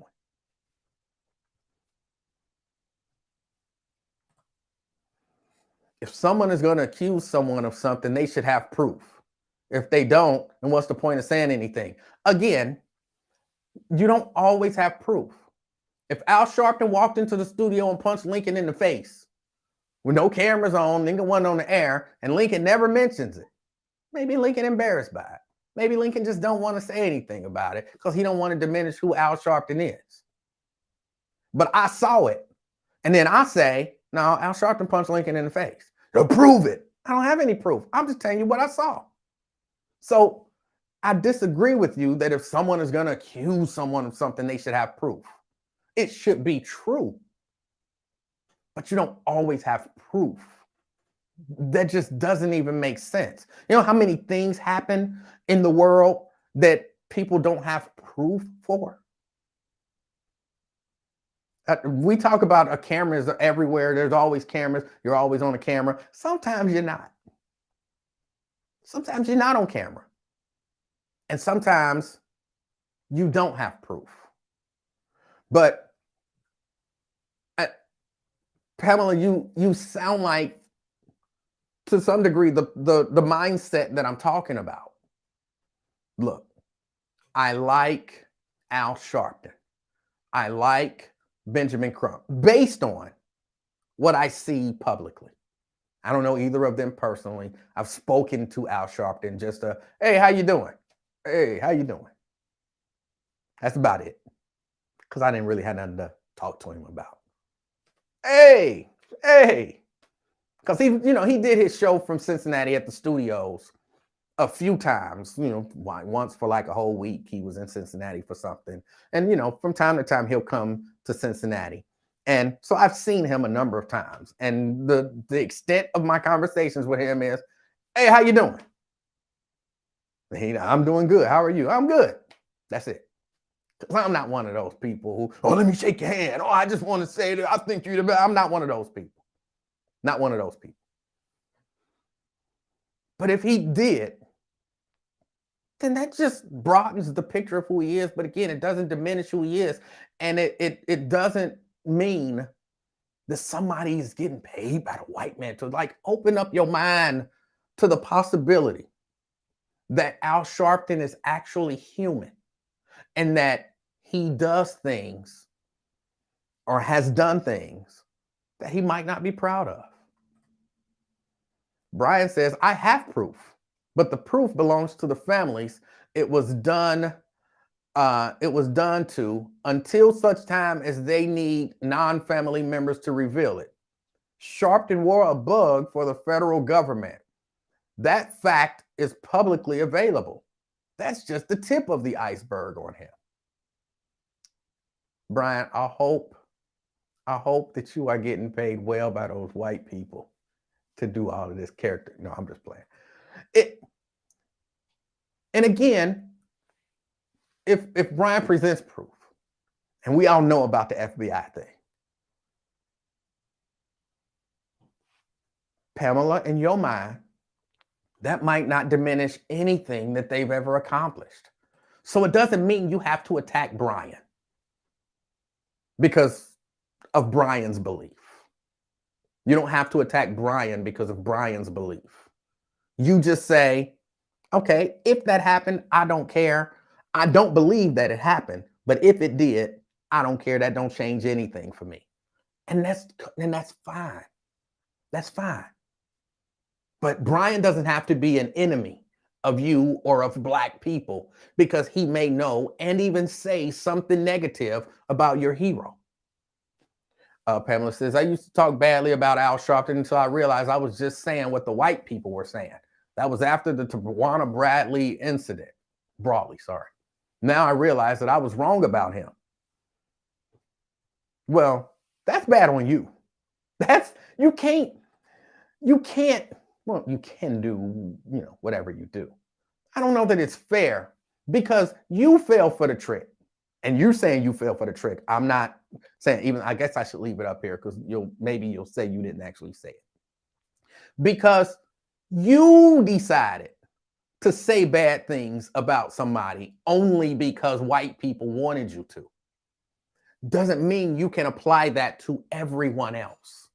You can't apply that to everyone else and say, well, I said bad stuff about Al Sharpton because white people wanted me to say bad stuff about Al Sharpton. And now Brian is saying something bad about Al Sharpton.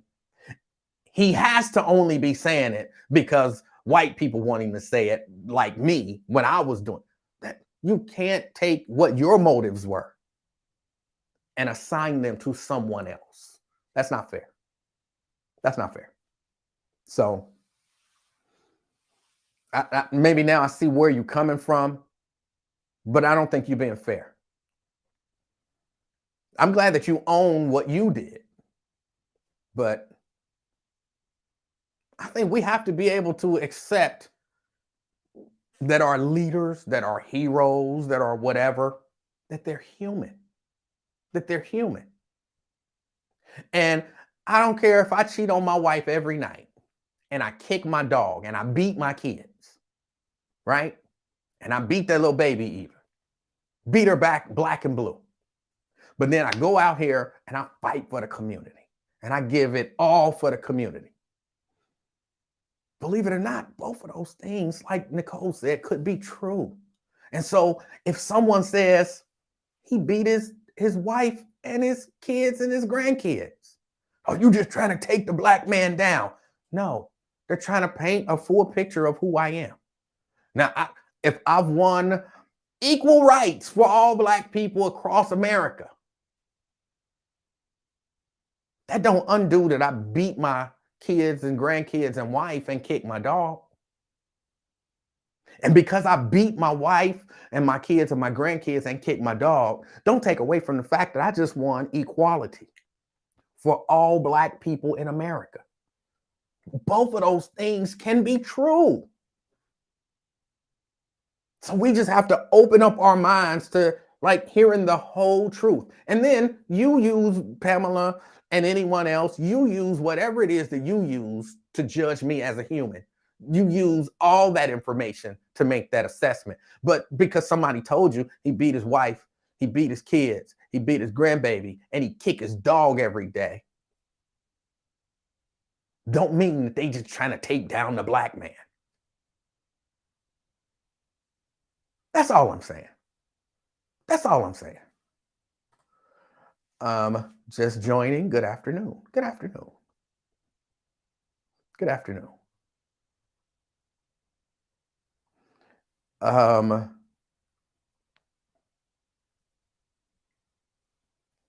Okay, hold on.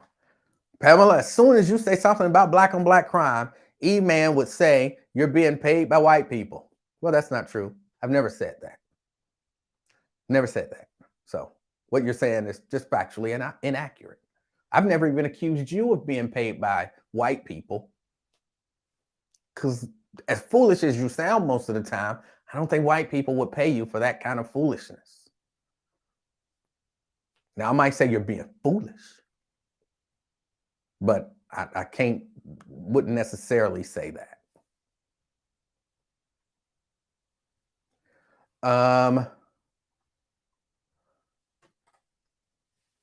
Lewis says, Malcolm X is a great man who was murdered by people who hated the truth. All right. A punch in the mouth turned into this. This is the way conversations happen, man. This is called we're having a conversation. Conversations go all over the place. They go all over the place. Anthony says, we're talking about cats that fly all across the country and who can bring a national and sometimes global audience. It also takes money to set up rallies. I don't care if they make a little money too. All right. Linda says, no, your black ass going to jail for those beatings. Now, if you can't prove it,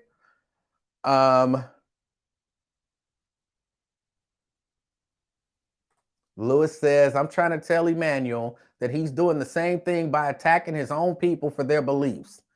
How is he any different than white people? What are you talking about? Who am I attacking for their beliefs?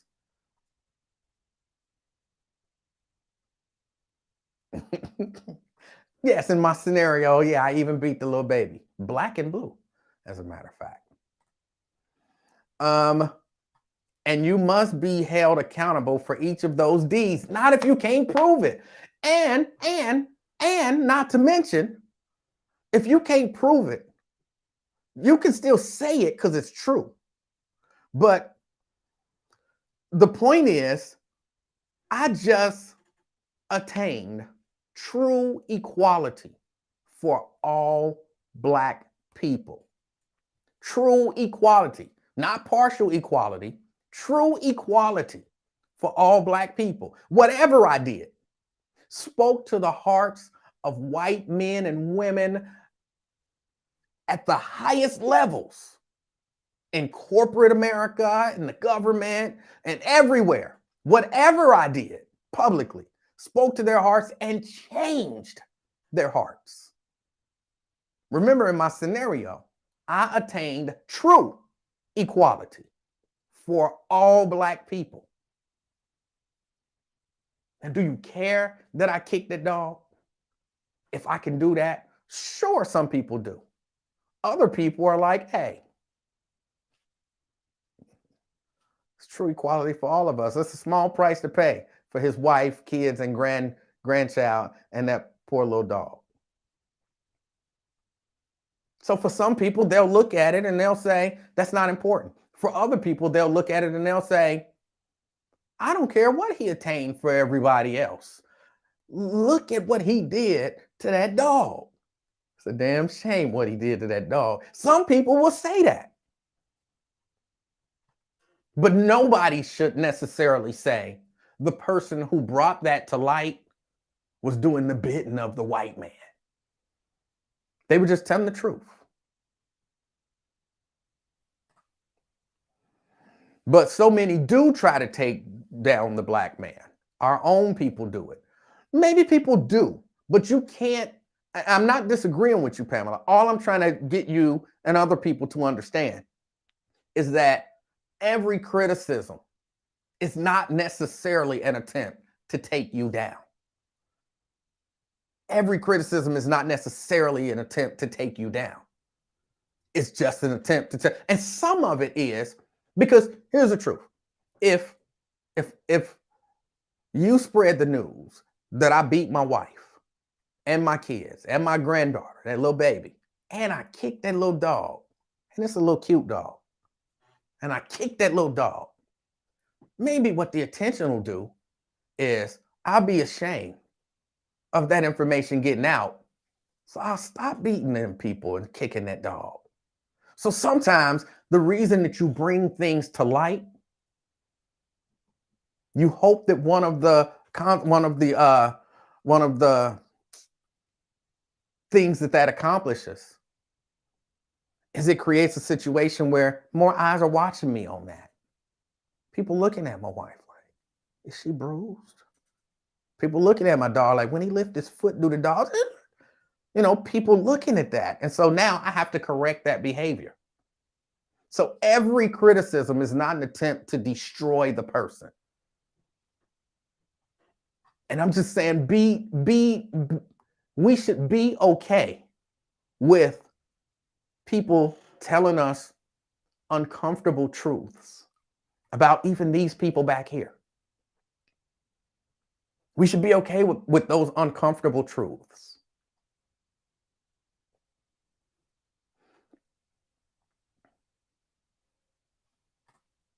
Maurice said, kicking your dog is personal. Civil rights codes is public.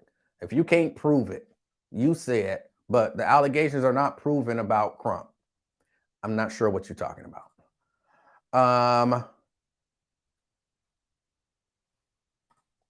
Let's see. You started off the show by asking if you can be a real black man if you are married to a white woman. I did not.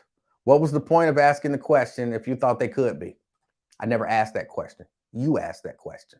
I never asked that question. Not once.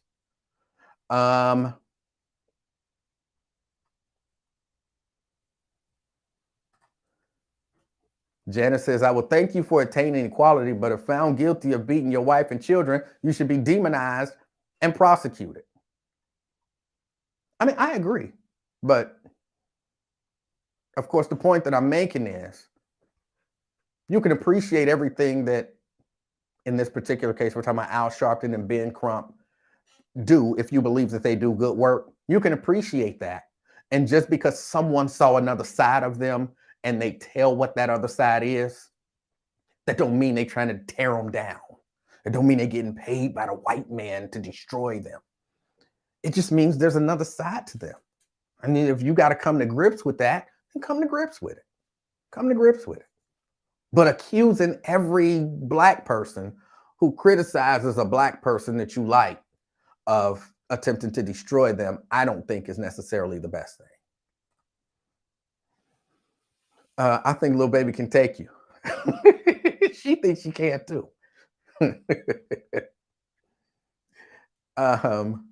We know no one is flawless, but to say someone is a bad person in general is loaded as well. You can't take away from someone's personal experience, but if you're trying to convince others of your opinion of that individual, you need those receipts. Not just your word. Otherwise, they must respect the fact that some will agree to disagree. And I'm not saying agreeing or disagreeing. I'm not saying that. There's a difference between, well, like me, I say, I don't know that to be true. So, and that response, and I hope you getting paid well by the white man to try to take down a black man.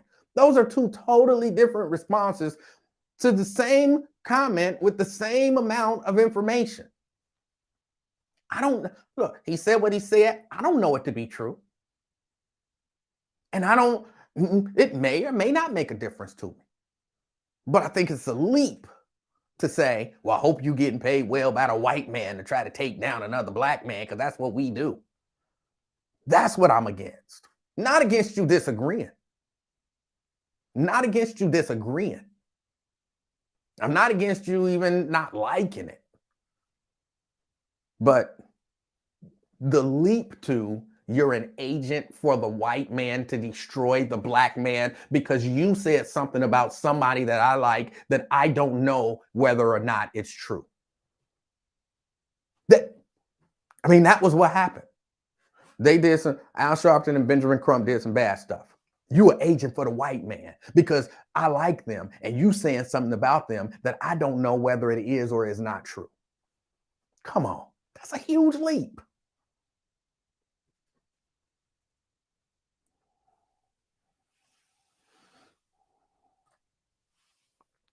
As long as you don't go off Smitherman, we cool. Glenn, I got true. Not fake. I changed the hearts and mind. I didn't just change their behavior.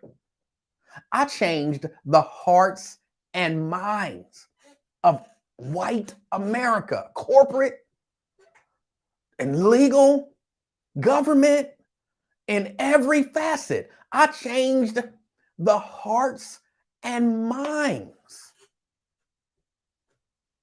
Are you telling me I can't come home and kick my dog after that? You are blowing up in my statement bigger than what it was. I'm not. That's what you said. That was your statement. I hope you're getting paid well by the white man to take down these black people. And that's not blowing anything. You said it. See, maybe, and this happens a lot. Sometimes people say stuff and they don't really understand what it is that they're saying. And I think maybe that's what happened with Pamela. I don't think maybe Pamela didn't mean it the way Pamela said it. But Pamela, you said what you said. Because, and somebody correct me if I'm wrong. Somebody other than Pamela. Correct me if I'm wrong.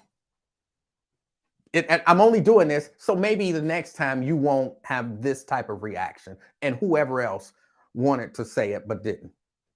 So correct me if I'm wrong. Somebody other than Pamela. We were talking about the dude getting punched in the mouth because apparently it's a police policy to sock their ass. So we were talking about dude getting punched in the face. Somebody said, where is Ben Crump on this? Somebody said, well, Ben Crump and Al Sharpton, they treated people bad in a particular situation. I saw it. I got receipts. Pamela said, I hope you getting paid well by the white man to tear down black people. Am I correct on that?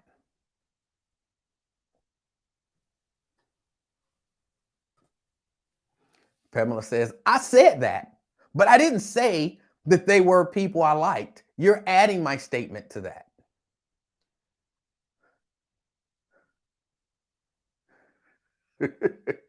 That was such a horrible portion to be picky about, because if I had time to go through, you actually did when you talked about the fact that you used to say all this bad stuff about Al Sharpton because the white man wanted you to, but now you like and respect Al Sharpton. So it is people that you like. And that's why you got an issue with it. Come on, Pamela. Come on, Pamela. Pamela says, I know what I said. Apparently, your memory is a little short, just a little short today. But it's, I charge it to your, like they say in church, I charge it to your head and not your heart. I charge it to your head and not your heart. But you said it. You said it. And all I'm trying to say, Pamela, and others, is that it's okay for people to be critical of people that you like, love, respect, all of that kind of stuff. It doesn't diminish them. It doesn't diminish them. Black Wolffish says, Pamela, we knew that you weren't being literal. This guy's crazy.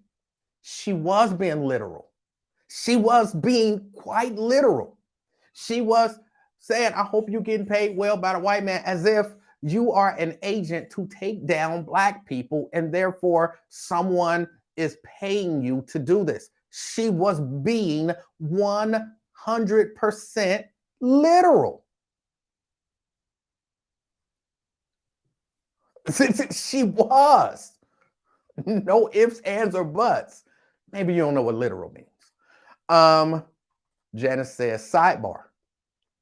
How in the heck can Sharpton and Crump handle everything that happens in society? Yeah, I brought that up earlier. Notwithstanding, that's not the way that any of that stuff works. But even if that were, they can't be there for literally everybody. They just can't. They can't.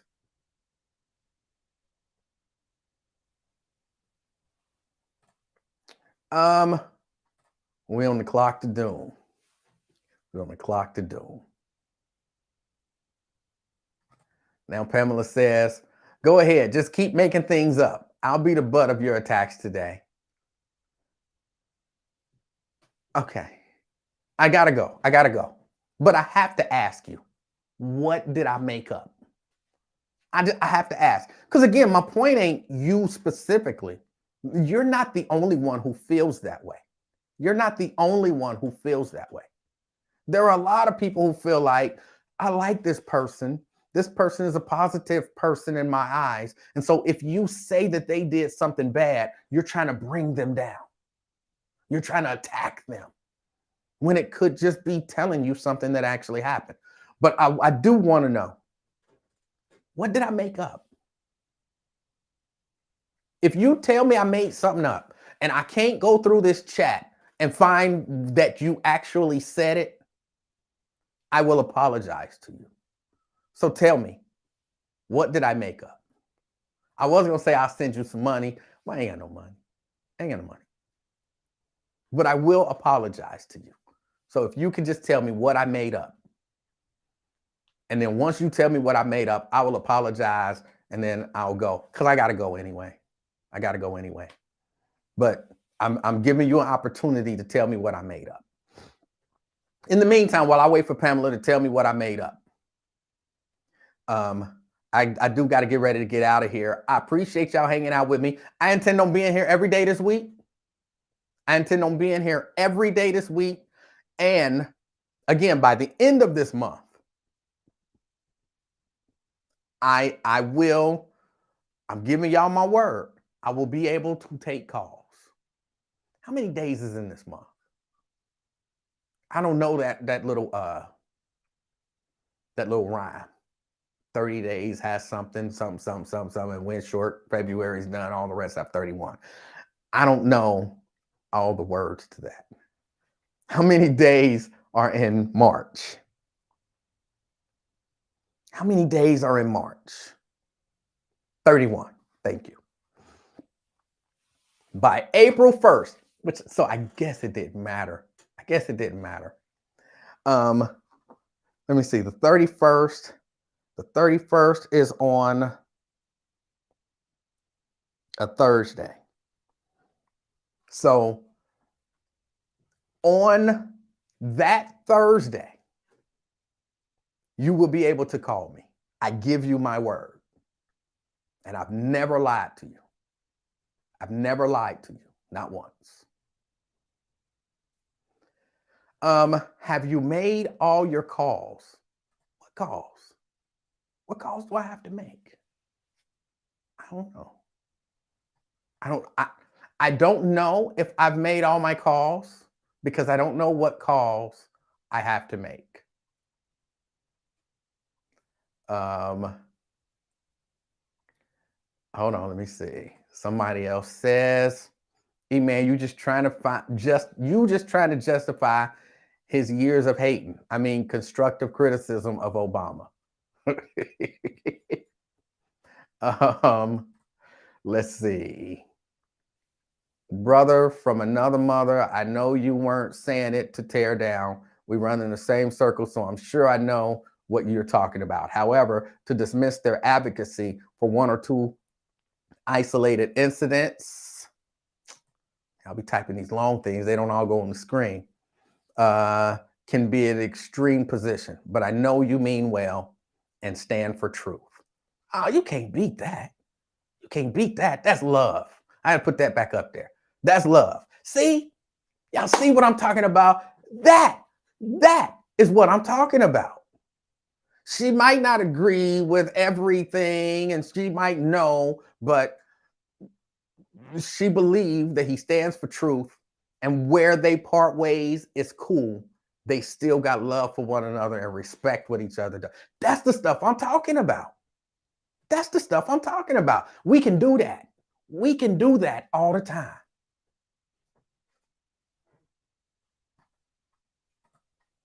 Thank you, Nicole. That just made my day.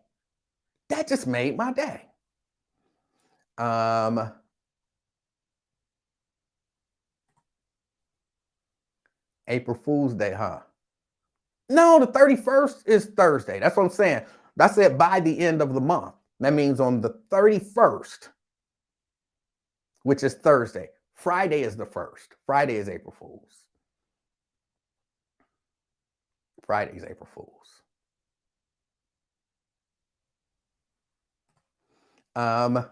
I believe you will have the phones working, and when you do, I will finally call in. All right.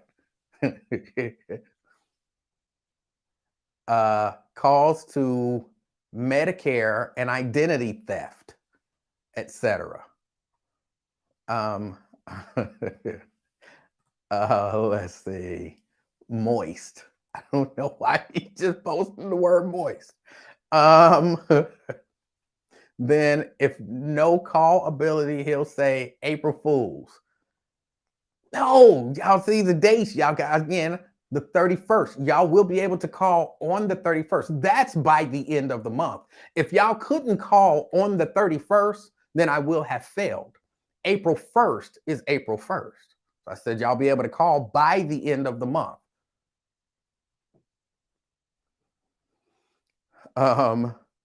You lied on Lincoln's voice tone when telling those stories.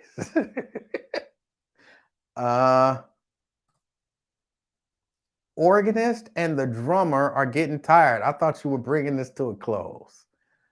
Well, I am. I was waiting for Pamela to come back and tell me what I made up, because she said I was making stuff up.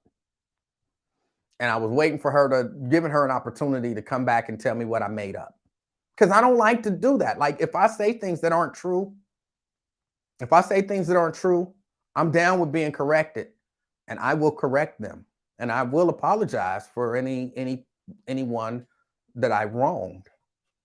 So yeah, that's it. I was just waiting. Giving her an opportunity to show me where, or point out that I made something up. I'm all about that. But it don't look like that's gonna happen. And my guess is it's not gonna happen because I didn't make nothing up. That's my guess.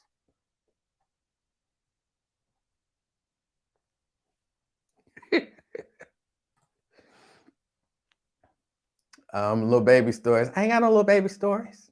I don't have none. Okie dokie, I believe you. It's gonna happen. Well, y'all, I had to get out of here. I appreciate y'all hanging with me. I appreciate y'all patience last week while I did the things that I had to do. Yeah, I guess that's about it. I don't have any official signing off, even though I'm thinking about one. I think maybe I'll sign off this way, because this is the way I'll be feeling most of the time. I hope something amazing happens in your life today. Until next time, it's been the afternoon experience. I'm out. The afternoon experiment. I'm out, y'all. Peace.